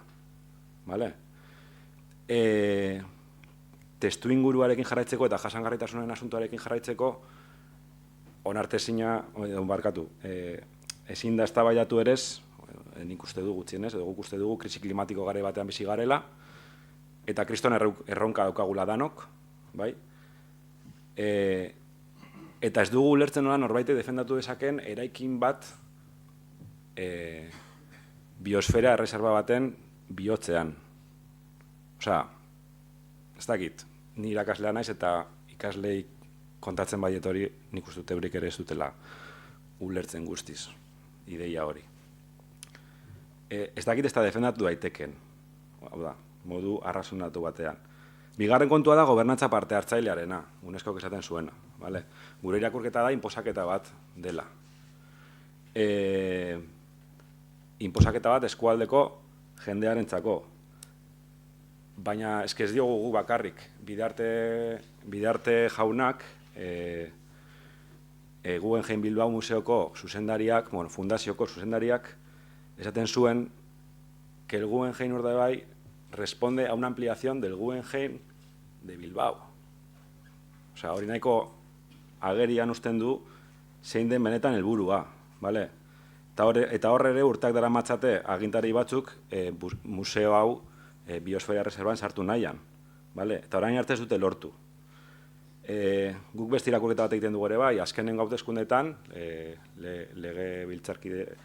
legebiltzarrekoak barkatu, udal hauteskundeekin konparatzen baditugu, badakigu hor kontu desberdinak egoten direla, baina, bueno, igual alderdi batzuk ere kezkatu behar dira, porque eskualdeko jendeak ere Guggenheimaren asuntoa zentroan egon denean debate politikoan, hauteskundetan, hor aldaketak egon dira.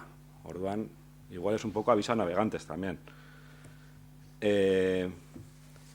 Parte hartzen ari ere bai, saiatu gara elkartzen adibidez guztiantzako herri taldearekin, eta ez dugu eratzunik jaso, honi buruz hitz egiteko. Lehen komentatu duen bezala,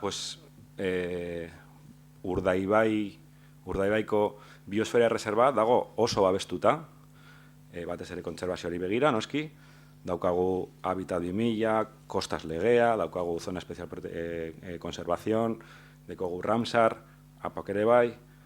Errealitatea da,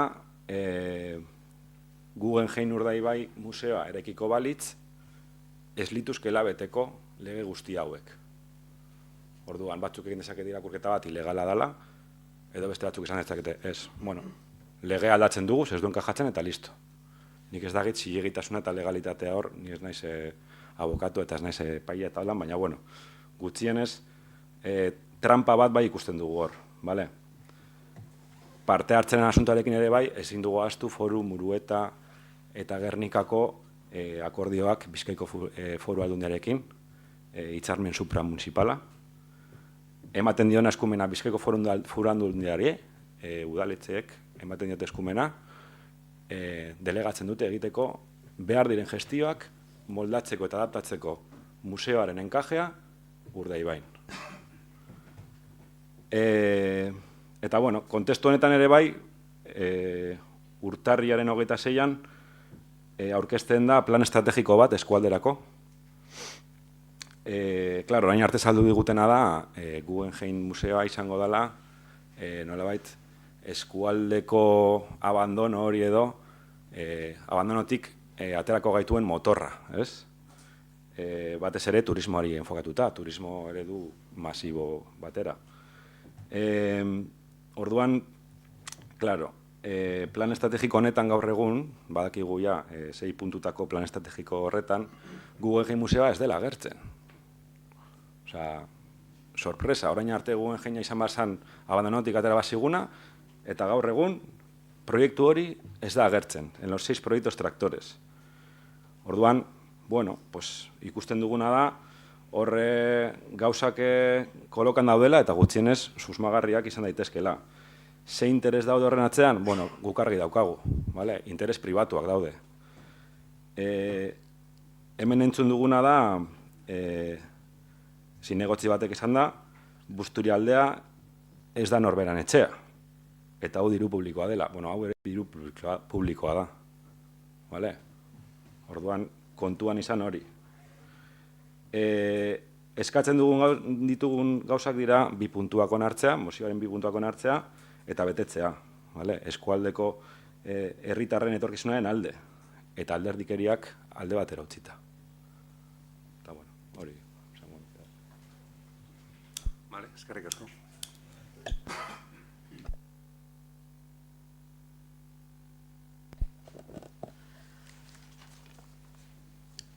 Frente a los que defienden el Guggenheim sí o sí y frente a los que están dispuestos a aceptar el Guggenheim dependiendo del resultado de una consulta, nosotros, Guztientzako Herria, no comparte un modelo económico basado exclusivamente en la turistificación de la comarca. Este tipo de modelos económicos solo turísticos están demostrando por la experiencia en otros territorios que produce temporalidad laboral, precariedad salarial e imposibilidad de acceso a la vivienda, principalmente a los jóvenes. Nuestro modelo de desarrollo para Gernika-Lumo y la comarca, nuestra apuesta, se basa en la recuperación industrial, la formación, potenciar el sector primario, reducción de emisión de gases como el dióxido de carbono, metano, etc., y así proteger Urdaibai. La construcción de equipamientos dotacionales, o sea, viviendas con alquileres bajos para los jóvenes. Bueno, apurtxu bete nireak esan duena jarraitute. Nik hamen pleno honetan esan noan, zelan egon itzen aldun nagusi zegaz, urtarrilien 24, eta gero otzailean lehendakari zegaz. Yo dije en este pleno que como me había reunido con la diputada general el 24 de enero y con el lehendakari Iñigo Urkullu el 19 de febrero. Y hablamos de muchas cosas y una de ellas era del desarrollo socioeconómico de Gernika-Lumo y la comarca, de las prioridades para generar empleo y dar vida a la economía. Nuestra zona Busturialdea pensamos que no tiene futuro solo con el turismo. Hace falta atraer actividad industrial y yo planteé un proyecto o una idea basada en 3 pilares. Uno, la recuperación industrial con la compra y gestión de 12 hectáreas, 120.000 metros cuadrados en La Vega, en Becoibarra, para implantar empresas con actividades acordes a la reserva de la biosfera, la reserva Urdaibai. Y en ese parque industrial podrían establecerse empresas de ecoinnovación, construcción ecológica, biología ambiental, en definitiva, en el desarrollo de tecnologías verdes. Se generarían 1.200 puestos de trabajo directos en ese parque, otros mínimo de 600 inducidos, o sea, 1.800 puestos de trabajo que enriquecerían toda la comarca, desde Bermeo hasta Guernica y el resto de Busturialde. La segunda era la implantación de un centro de formación profesional de grado superior donde se impartieran, entre otros, disciplinas, titulaciones ligadas al medio ambiente. Formar gente para trabajar ahí, en esa zona industrial, en el nuevo parque industrial. Titulaciones como la gestión y el ciclo del agua, el tratamiento y mantenimiento de los recursos naturales, en combustibles como el hidrógeno, ¿no? Y el tercer pilar era apoyar y potenciar al sector primario. Y como parte de esta potenciación, planteé que nosotros ya tenemos redactado el proyecto de la restauración del mercado municipal. El mercado de Guernica es el más importante de Euskadi en cuanto a la venta de legumbres, hortalizas, eso está contrastado. Y en ese proyecto redactado se han recogido las directrices del Patronato Urdaibai y la Consejería de Desarrollo Económico, Sostenibilidad y Medio Ambiente. Y junto a esos tres pilares, algo que ha citado Nerea, consideramos fundamental la construcción de equipamientos dotacionales. ¿Qué es esto? Apartamentos de alquiler bajo. Un importante parque de viviendas con alquileres asequibles para los jóvenes. Hemos tenido reuniones al respecto con el director, ahora habrá nuevo, seguramente, de Planificación Territorial y Agenda Urbana del Gobierno vasco, que ya dije en este pleno. Y con respecto al Guggenheim.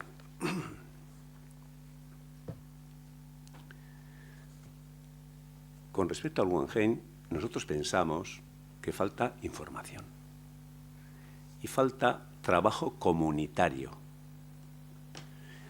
y faltan también estudios de impacto ambiental y impacto social. Y falta despejar lo que digan los tribunales, porque ahora se ha dicho que alguna asociación ha metido este tema a los tribunales antes de que haya proyecto. No digo por esta asociación, sino... O sea que falta información, falta trabajo comunitario, faltan estudios de impacto medioambiental o ambiental y impacto social, y despejar lo que digan los tribunales. Hasta que no estén despejadas estas incógnitas, cualquier toma de decisión consideramos que es prematura.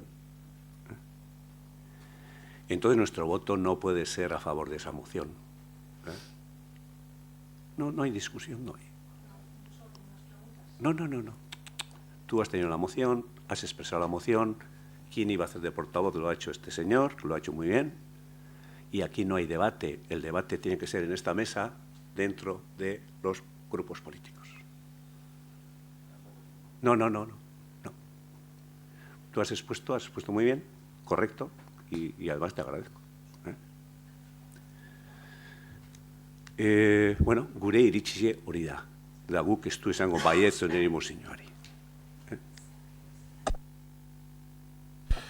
Bueno, azteko eskarrik asko zuen aurkezpenagaitik, uste batuten ez ados egon arren, ondo dau zue planteo zuena, eta uste dut importanti dela entzuti bai, ze gizartien dauen ardure bat da.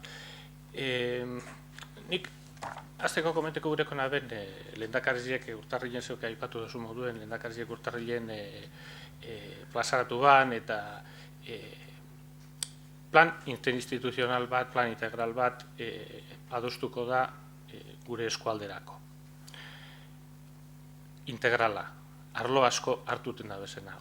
Hor barruen Eusko Jaurlaritza egongo da eta Aldundia ere bai. Eta biherrien dabiz plan hori gauzututen edo proiektua prestetan joateko plan horrek ikutuko da bezena arlo asko ikutuko deuz. Hartuko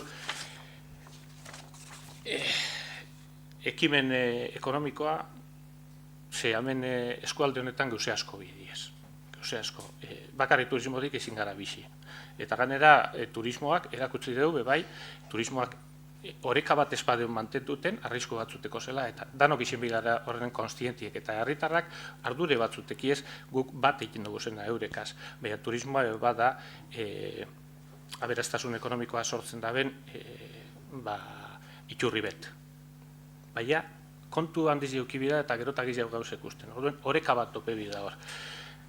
Arloak ikutuko dizenak izango dio bai industriala. Eskualde honek, bai, bideu bultzada industrial bat. Bideu bultzada bat azpiegituratakoa. Bideu bultzada bat regenerazio urbanokoa. Bideu bultzada bat mugikortasunekoa. Kultura mailan, ur horniduran kontuen, emonen bilako soluzio bat horreri. Eta horregaz batera, enbie da dano batera, eta dano batera esaten dutenien parte hartze orokor bategaz, enbie da plan bat, plan integral bat, aldanik eta konsenso gehiena dekona. Nik bai esan gure dutzuet, guk igerten dugu, gizartien igerten dugu ardure bat dauela tema horretan. Sarrikien bebai ikusten dugu bilurre sartu guztiako la gentieri eta honino bebai ikusi bidugu zer dan proiektetan dana, zer planteetan dana. Ez da igun astu eta konturetu enbigara bebai zer dekogun. Zer dekogun gure Gerniken adibidez, zer dekogun. Dekogu sondakin industrialak, dekogu lurrek guztiz kontamineta, akuifera kontamineta, erreka eskine kristo bat inge. Niti inotu da, hemen zarrekien esaten da, umien itxenien, ez da izan, bueno, nibe umien itxenaz. Eta umien itxenien joaten itxen niraiken bile, fabriketik urteta zanien, eta fabriketik urteta zanien ikusten errek izan bajatute esan.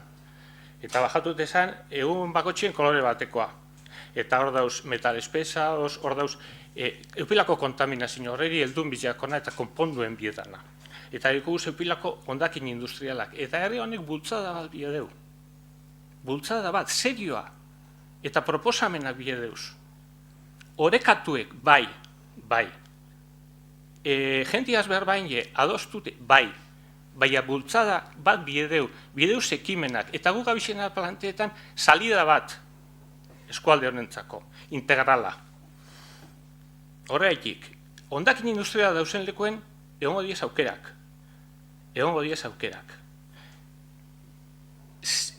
Honin ez dugu ikusi proiektua, esan duzko esan geuzek aitik, eupilako kanbizioa dator.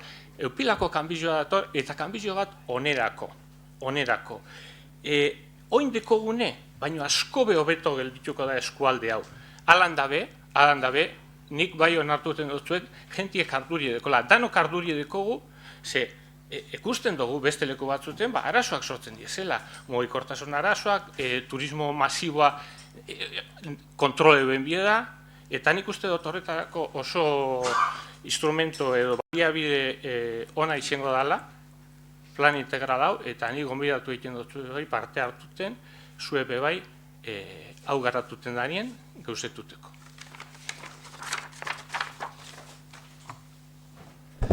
Bueno, eskerrik asko, lehenik eta behin parte hartu duzuelako eta herritar talde baten iritzizea ona ekarri duzuelako. Ez duzu eukin galderak egiteko aukera, nik dut momenturen baten, egunen batetan, arautuko dugu jende parte hartzea foro honetan zelan emon bidan, parte hartze benetan behar dan modukoa izeteko eta behar dauen garrantzi emoteko ordura arte, holan jarraituko dugu. Baina, bueno, suerte eukidot, denbora eman duzu ezuek zuen hitzartzekaz eta lortu dotez galderak neuk ikie. Orduan neuk ingo dotez euren partez, eurek egin gure izan da bezan galderak. Zer legea betetzea bada kontue, legea betetzen da nik galdetuta eta ondo da hori. Eta gero emango dut neure eritzize. Oin ingo dotezen galderak neuri erantzun gure bauzue, baina galderak ez direz berez neuriek. Lehenengo galdera, nik egin dotzat neure burueri bebai, baina ez dut nik galdetzen. Zergaitik onartzen da hitzarmen municipala informazioa falta badago, eta zergaitik sinatzen da Daliako edifizioa botateko baimena informazioa falta badago. Ez dinot espadago informazio osoa zergaitik hartzen direzen erabakizek. Ez dakite nahi dan erantzun edo ez, nik danak irakurriko dutez, eta listo. Eta gero, urtarrilaren 19 sartzen dugu plataformak demanda hori, zuk aitatu duzuna, Jose Mari, eta apirilaren 22an egiten da formal, eta Greenpeacek maiatzaren 23an sartu dugu demanda bat, imaginatzeu lege aldaketa eta biosfera reserva honetan gure direzen egin aldaketan aurka. Eta hor aukeraz deiak aurkeztu dauen planak sei proiektuei traktorei dekoz, eia 7 hilabetetan hori eitxe posiblea dan. Eta gero azkenengo galdera, astilleroko lurrak publikoak direzen, eta espadirez hor dator beti deskontaminazioa edo horren zaintza kutsatu dabenari edo nori dago kizen. Horrek direk galderak, ez dakite nolok zer esan gure dauen. Hombre, nik uste dut, hemen aurkeztu da mozino bat, da mozino horren ganien, hemen talde bikindu berba, guk eta EAJPNV, eta egin guri azterketa bat etxeko edo usteizetako dan hori. Niko argi esan dut. Informazio niko ez dau, lan komunitarioa falta da, impacto ambiental, eko eta impacto sozialeko azterketak edo ikerketak falta die, eta tribunalak bat ematek Greenpeacek edo sartu badeu, zeu zer esango deue, da nik esan dut, hau, da harinei esateko hau baztertu, ez? Informazioa da benien, orduan beste guze bada. Da nik uste dut, foru aldundizek, edo Eusko Jaurlaritzak, emongo dut informazio ona, zehatza denpori, egaz? Eta orduen, esango da, bai, ez, edo no sabe, no contesta. Baina azterketa bat, gu eskaret, gure iritsize mozino horren ganien, emoten bai, da ze pentsetan dugun, bai, argi eta garbi itxi dugu. Bueno, esaten hori moduen eskerrik asko. Ona etortzaitik mozino hau aurkezten eta egin duzuen hausnarketa geure artean plazaratzen. Nik uste dut, esan dozuena bat datorrela Busturialdeko jentiek eta Gernikako jentiek pentsatzen da benagaz. Aitatu da hemen bilurre eta aitatu da hemen segurgabetasuna.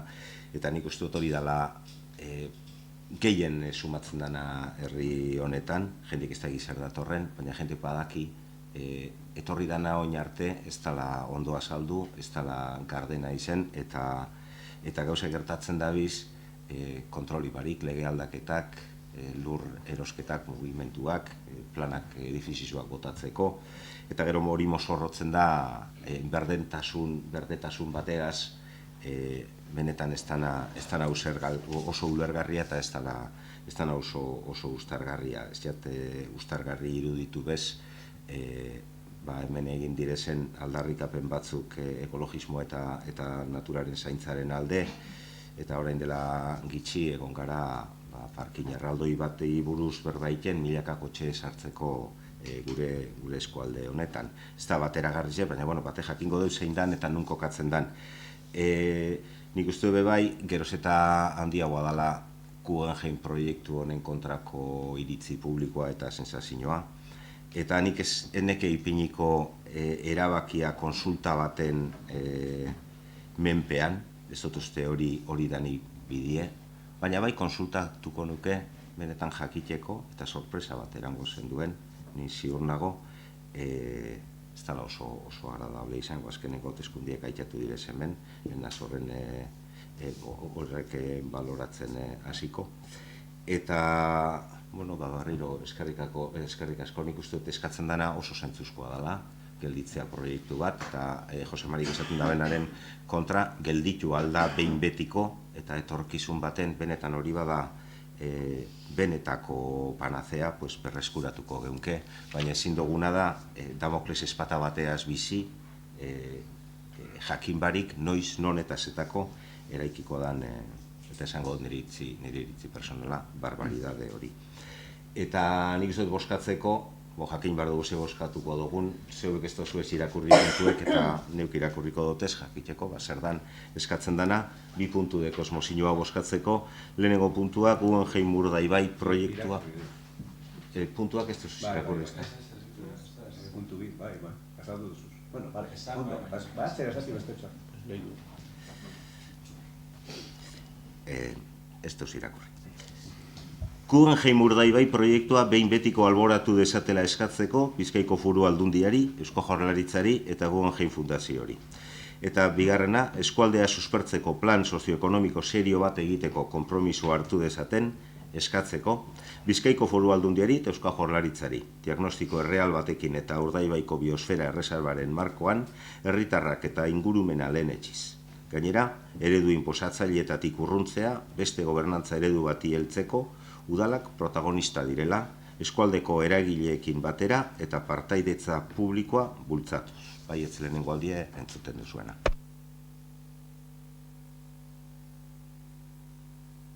Besterik ez badago, boskatzen dugu, aldeko botoak, esesko botoak, zer? Bai, imaginatu dut.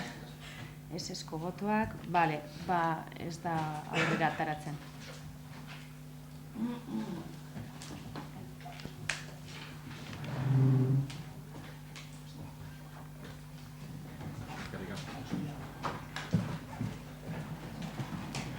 Eta azkeneko puntua, erreguak eta galderak.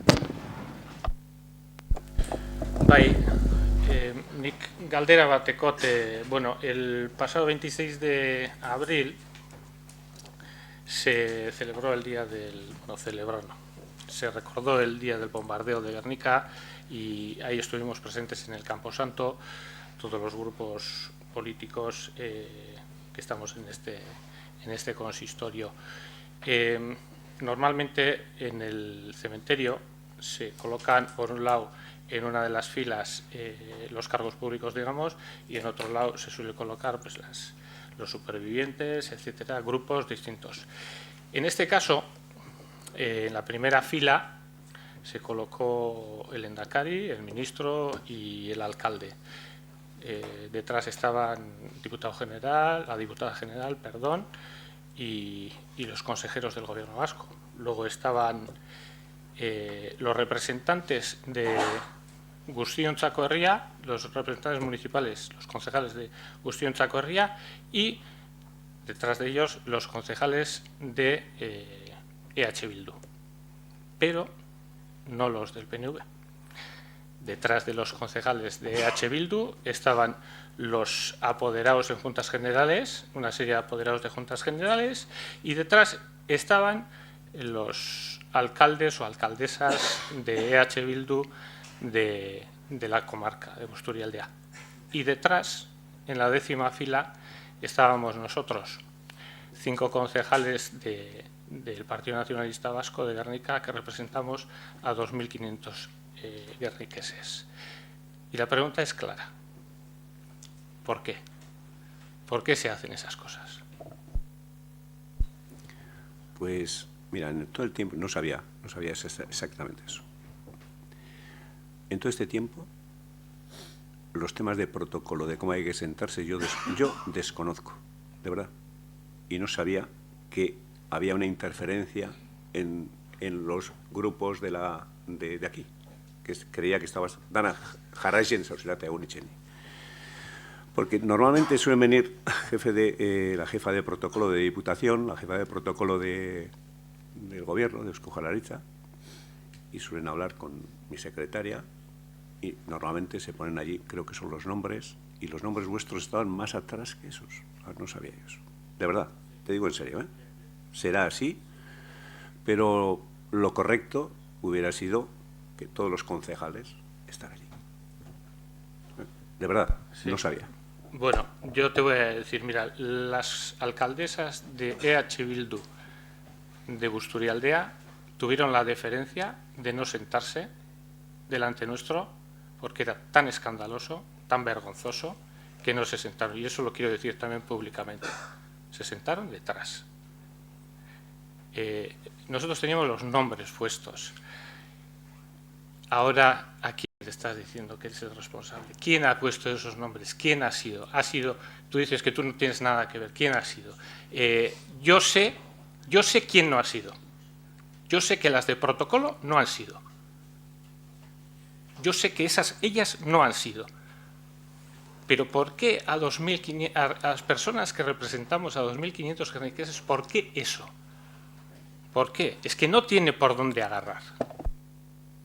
Yo creo que haces una interpretación equivocada. Yo, en esos temas, en todos los años que llevo aquí, nunca, yo personalmente, ni ningún concejal del que nos sentamos aquí, ha entrado en esa materia.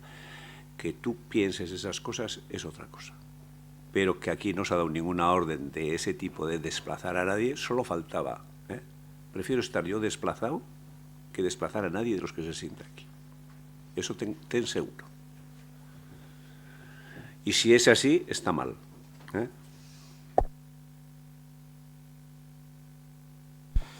Bueno, ni oin dela 8 hilabete galdetu neban apoari buruz. Ia nun dauen apoa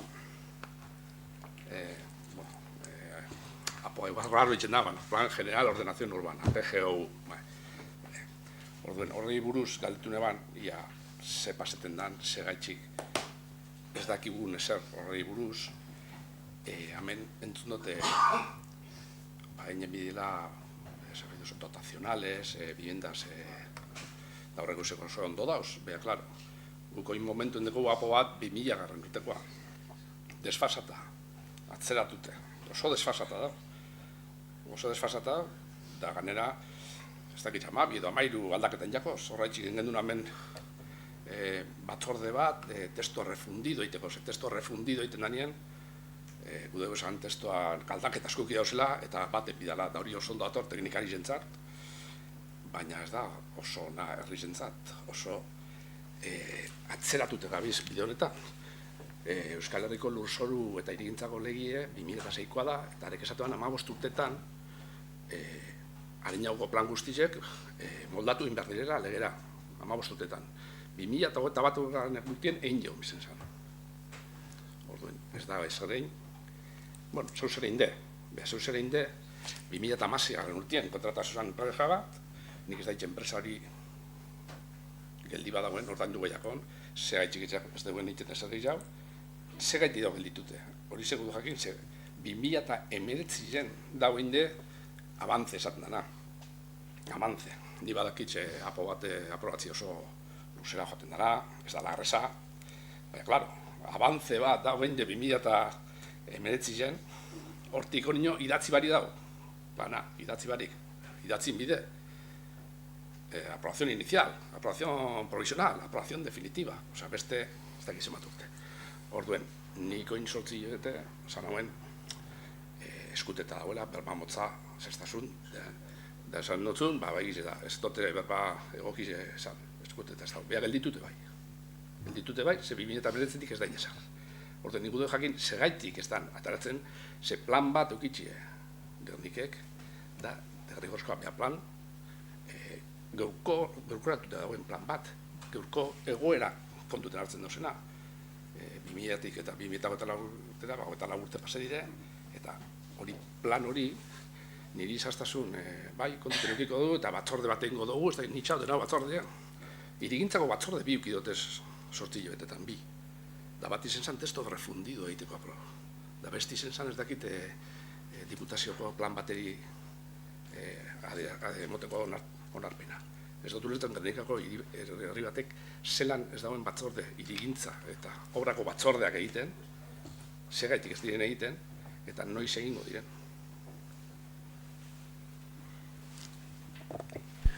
Bueno, egize da, baina eskuteu ez da etxen ezer, eskuteu ez. Baina, bueno, ados nau zeu ez, karo, hau vigente da bena, da, 2008 urte daroaz. Bueno, eta legek esaten dugu, ez da izimat urteri behin aldatu inbidala. Normalien luzia bizitan da, baina, bueno. Bueno, yo en temas de urbanismo, que ha habido una época que el tema de urbanismo pues ha sido como algo socialmente y con cosas que ha pasado en muchos ayuntamientos, una cosa muy beresi, muy especial, ¿no?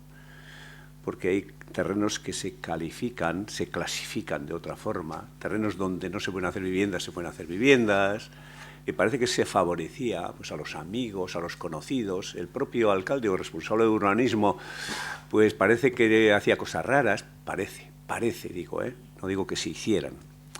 Y yo lo que dije es lo siguiente, que yo de urbanismo, el tema espacial veo, pero no veo tanto como los verdaderos profesionales.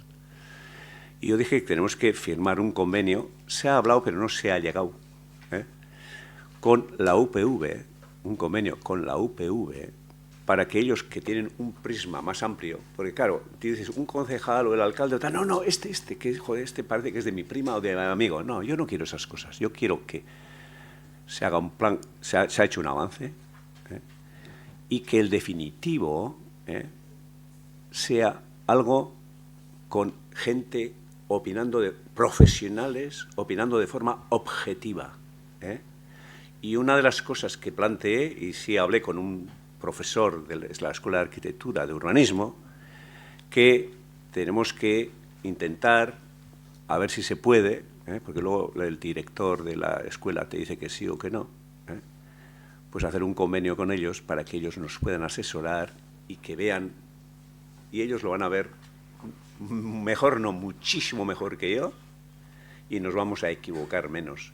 Entonces estamos pendientes de eso, y espero que sea dentro. Espero, no sé, no te voy a poner fechas, porque luego dices una fecha y no se cumple. Pero tienes razón. Sí, pero lo que no entiendo es por qué hay que contratar asesores externos cuando hay una empresa que es contratada para eso. Sí. Son asesores. Sí, pero hay veces... Con sus ingenieros, que sí, claro que sí. Y pero, se les está pagando. Sí, pero yo quiero ser más fino, tener un supervisor... ellos son objetivos, pero un supervisor objetivo que te diga a ti, oye, esto en la zona industrial eso no, o eso sí, o la calle por aquí, o esta calificación de aquí no viene bien. Cosas que yo de urbanismo no sé, porque nunca me he preocupado y lo que quiero es hacer las cosas de forma objetiva. Ya, lo que pasa es que yo en su día te dije, hacer un batzorde bateiti danok danok. Zetanok emon biguru irizpine. Gero, profesionalak esango, hau lan edo ez, hau ezinde, hau einalda, edo ez. Gure irizpidiek emonen behar duguz. Bai. Eta horretarako du, enpresa bat kontratata. Eta pageta. Pagete jako. Bai. Aunque horren beste urte pasera, ez dakit horren enpresak indagoen hain arte, balizoa dauen. Ingurumeneko txostenak ez da balizoa. Bai, hortik aparte de noa atzera esaten, horrek, unibertsitadiek goitxi behitxute beste prisma bategaz, elitxe txarra izenko. Ez, txarra ez da izenko, behar beste 10 urte joango dira. Nire dinotzu baiat.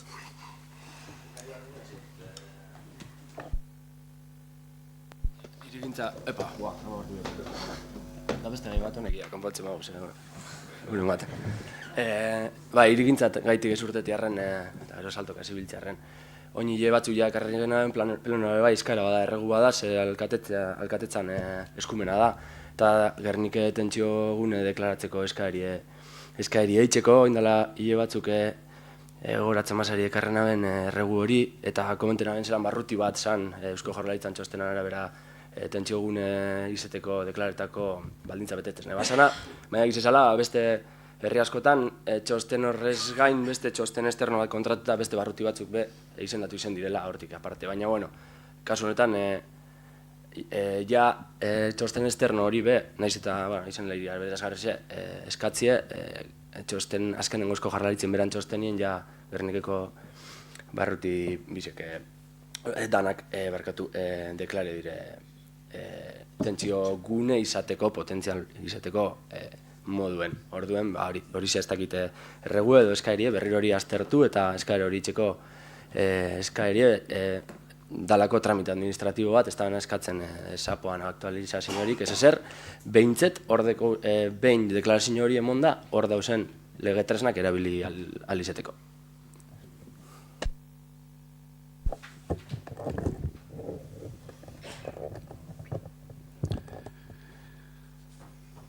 Bai, horretan gadu ginen.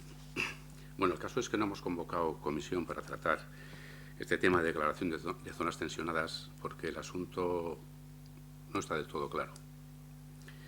Asistí a una reunión informativa de la Viceconsejería de Vivienda y, entre otras cosas, se dijeron cosas como que el tema está en stand-by, que lo están puliendo jurídicamente para garantizar la seguridad jurídica de arrendatarios y arrendadores, que tal cual está podría dar problemas por topar con intereses privados que demandarían ante los tribunales, que la información de las diputaciones está un tanto atrasada. Bueno, y además, aparte de eso, la ley estatal está recurrida por Gobierno vasco, Parlamento catalán, Gobierno de Andalucía, Gobierno de Baleares, Gobierno de Madrid, Grupo Parlamentario Popular y Xunta de Galicia. Bueno, el Tribunal Constitucional ya ha aceptado parte del recurso de la Junta de Andalucía sobre vivienda protegida y grandes tenedores.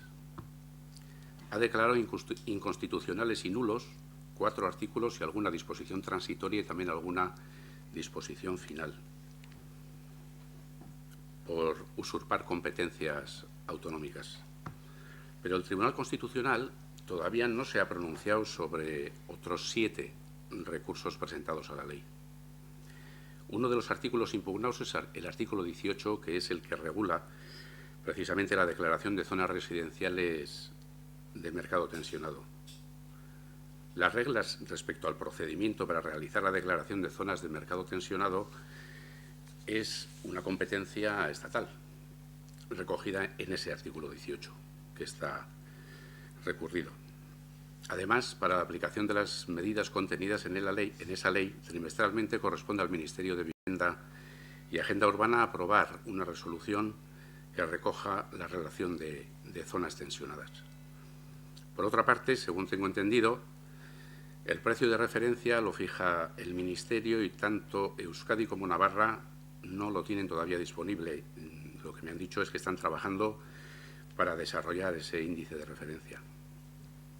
Si finalmente ese artículo 18 se declara inconstitucional, pues el proceso no serviría para nada. Entonces, el consejo que nos han dado es que esperemos hasta que el tema esté más claro, y es por eso por lo que no hemos convocado la comisión. Y como dato, creo que solo Cataluña en algunas zonas ha solicitado la declaración de zona tensionada en toda España. Y ese es el motivo por el que no hemos convocado.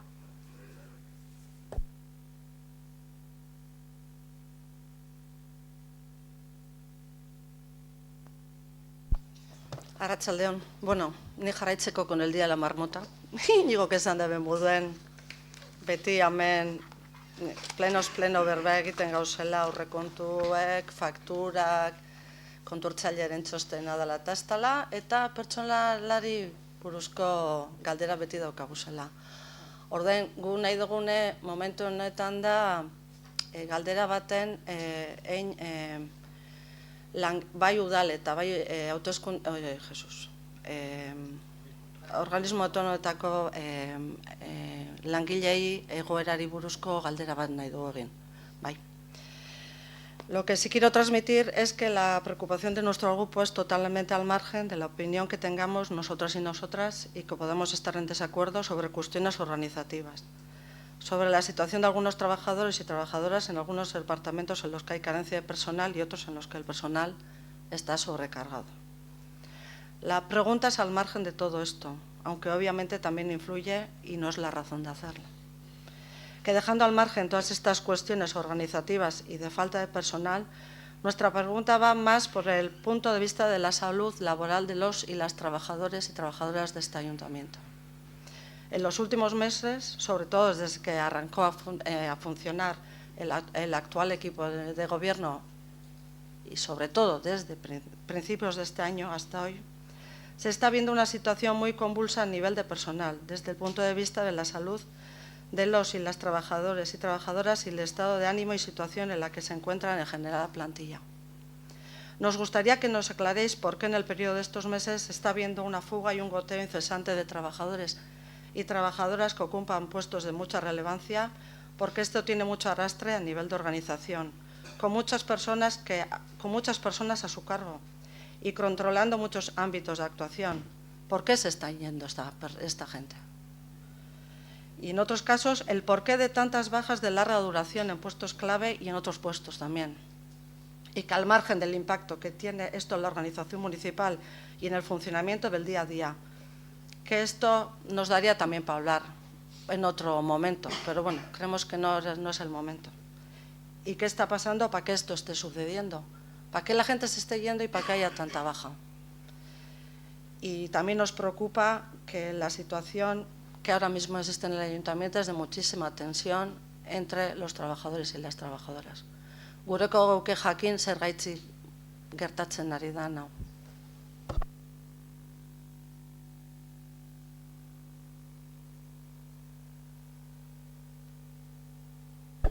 Lo que has dicho de la salud en el trabajo. La semana pasada hicimos una reunión de seguridad y salud en el trabajo y nadie mencionó nada de lo que has dicho. La única incomodidad que dijo uno de los delegados de personal que tenían a veces era que hacía mucho calor en su puesto de trabajo. A ver, yo estoy hablando de una realidad de este ayuntamiento. La gente está de baja y la gente se está yendo a otros puestos. ¿Quieres que te dé puestos? ¿Quieres que te dé? No, te puedo decir hasta los puestos, Iñaki, porque no sé si gracias a Dios o gracias a lo que me toca, controlo un poco el personal de este ayuntamiento. Hay gente de baja y hay gente que está dejando sus puestos y yéndose a otras administraciones. Nosotros solo queremos preguntar por qué está sucediendo últimamente esto en este ayuntamiento. Y creo que es una pregunta que tenemos derecho a hacer. Y bueno, porque esto además redunda a la hora de dar el servicio municipal. Entonces, nos gustaría saber por qué todo esto. Has dicho que la situación es convulsa. Yo estoy todos los días aquí en el ayuntamiento y no veo esa tensión que tú dices. No, en absoluto. Hombre, el tema de bajas laborales solo faltaba que nosotros tuviéramos la culpa de algo. Esa baja laboral la da un médico, no será provocada por nosotros. Nosotros no hemos puesto por puesto a decir no sé qué. Lo que pasa es que vemos que en Euskadi es la segunda comunidad en toda España que más bajas laborales hay, sobre el 10%, ronda el 10%. Y este ayuntamiento, pues es similar a lo que está ocurriendo en Euskadi, lo mismo. Es lo mismo que el número de animales domésticos. Hay una media en toda Euskadi. Pues en Guernica se mantiene esa media. Y el número de bajas laborales que hay, pues es trasladable también aquí. Y no hago comparación con eso, es que normalmente se cumple con casi todo, que tú puedes fallar en una décima para arriba o para abajo.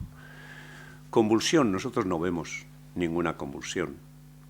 Tú verás, pero nosotros no. Y nuestra relación con el personal de esta casa es correcto y bueno. Puede haber alguna excepción que te cuente a ti, pero a nosotros no nos cuenta que está mal o algo. Y las bajas son así. En esta sociedad, Euskadi es la segunda comunidad en toda la península ibérica y Canarias que más paro tiene, o sea, más bajas laborales tiene. Y eso es trasladable, yo creo que a todas las administraciones de Euskadi. Yo creo que eso es lo que pasa.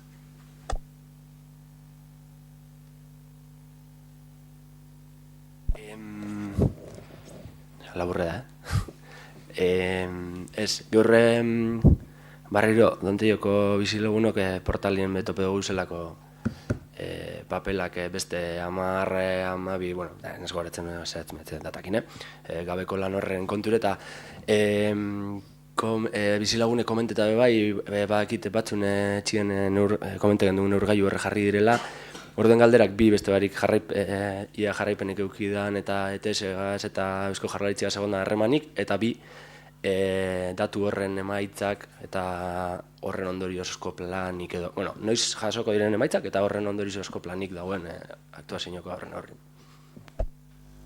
Bai, gai honen ganien esan behar dugune da, maiatzaren 6ko hastien hasi zirela neurketak egiten. 3 puntu desberdinetan egiten egon dire, 3 aste egon dire neurketak egiten, eta itxaroten gauz neurrizek. Aste honetan astelenien ezin heldu, eta heltzen diesenien, batzordie gauzenok ikusiko guz datuek, eta komunikeko guz bizilagunekaz, eta momentu saldugun esan da, ETS-ek azkenengo informazioak, guri traslade dozkuzenak, ipinjeuz portaletan informazioak, eta neurketak eitzen egon dire. Teorikamente ja 3 astiek pasediez, eta aste honetan neurketak aitzen dozunien, aitzen dan txostena horretan dauz lanien. Deko gu berrik gehiago.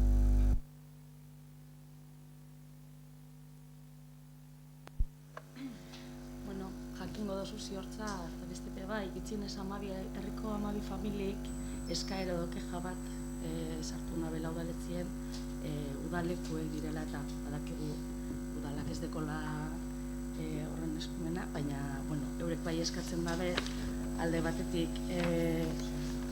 3 ordu terdiko jornada horik gitzien ez 4 ordutara lusatzea, kaineko hastietan bai eskaintza zabaltzea, eskaintza errapikorra dela eta hor aldaketa bat eta pedagogikoki gauza berriak sartzea eta gero bai presio progresiboak izatea edo gitzienez laguntza batzuk egotea. Horren inguruen bideratu dozue edo zeugaz batzar bat bera eskatu zen, bideratu da hori. Bai, a ber, hemen dekot bat, eta holakoak iguala testu bardinagaz heldu di, suposatzen do lagune dizela testu bardina deki danak. Eta ber, nik trasladatu dote keja guzti hauek, heldu dizen guztizek, dagokion pertsonari. Udalak ez deuz antolatzen udalekoak, esan dozu moduen, enpresa pribatua da, udalak ez deuz subentzionetan horreri udaleku horrek egitarren, eta bueno, ni trasladatu berari familia honen kejak, jakiteko ia, bai, ordutegi aldetik, eta euren ekaineko azkenengo hastie nahi da biela umieken ez dakidelako noregazitzi, lanera doazen bitartien, eta gero diru laguntzan asunto sartzen daka, udalak diru laguntza moduen ez deko aukerarik errentatara sartzeko diru laguntzak izango ziren, depende de familia bakoitza zegoera dekon, familia numerosa, edo ez dakit, diru laguntza jasotzen egoti ez dalako entzen minimotara, eta hori adibidez, zerbitzu sozialak enkarreko ziren horregaz. Udalak badaki, berak antolatzen badoz bai aldo egin behar rodatu eri presio konkretu bat, ez errodatu eri, baina diru laguntzako motaldanari ezin gotzien moan.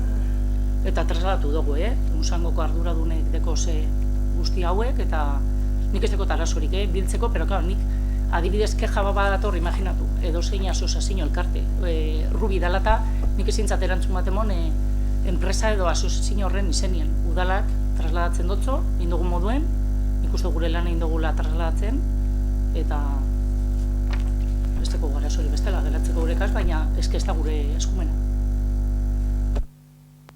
Interesgarri izango zen batzie, segugaz, bai nube prestago monitzen, eta bukeatzek prestatu zen okingo gendun, soluzioa topetako, edo gitzienez, reflexio bat etxeko nen inguruen, orduen hitze hartzitzut, eta igual batzen gara, eurekaz, eta egiten dugu batzar bat.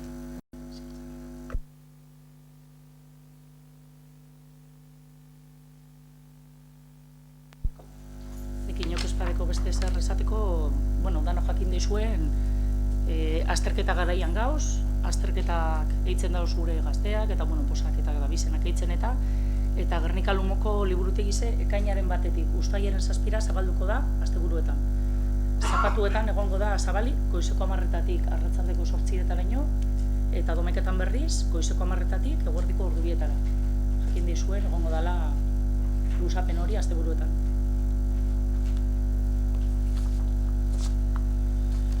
Bueno, beste barik, ondo ibili.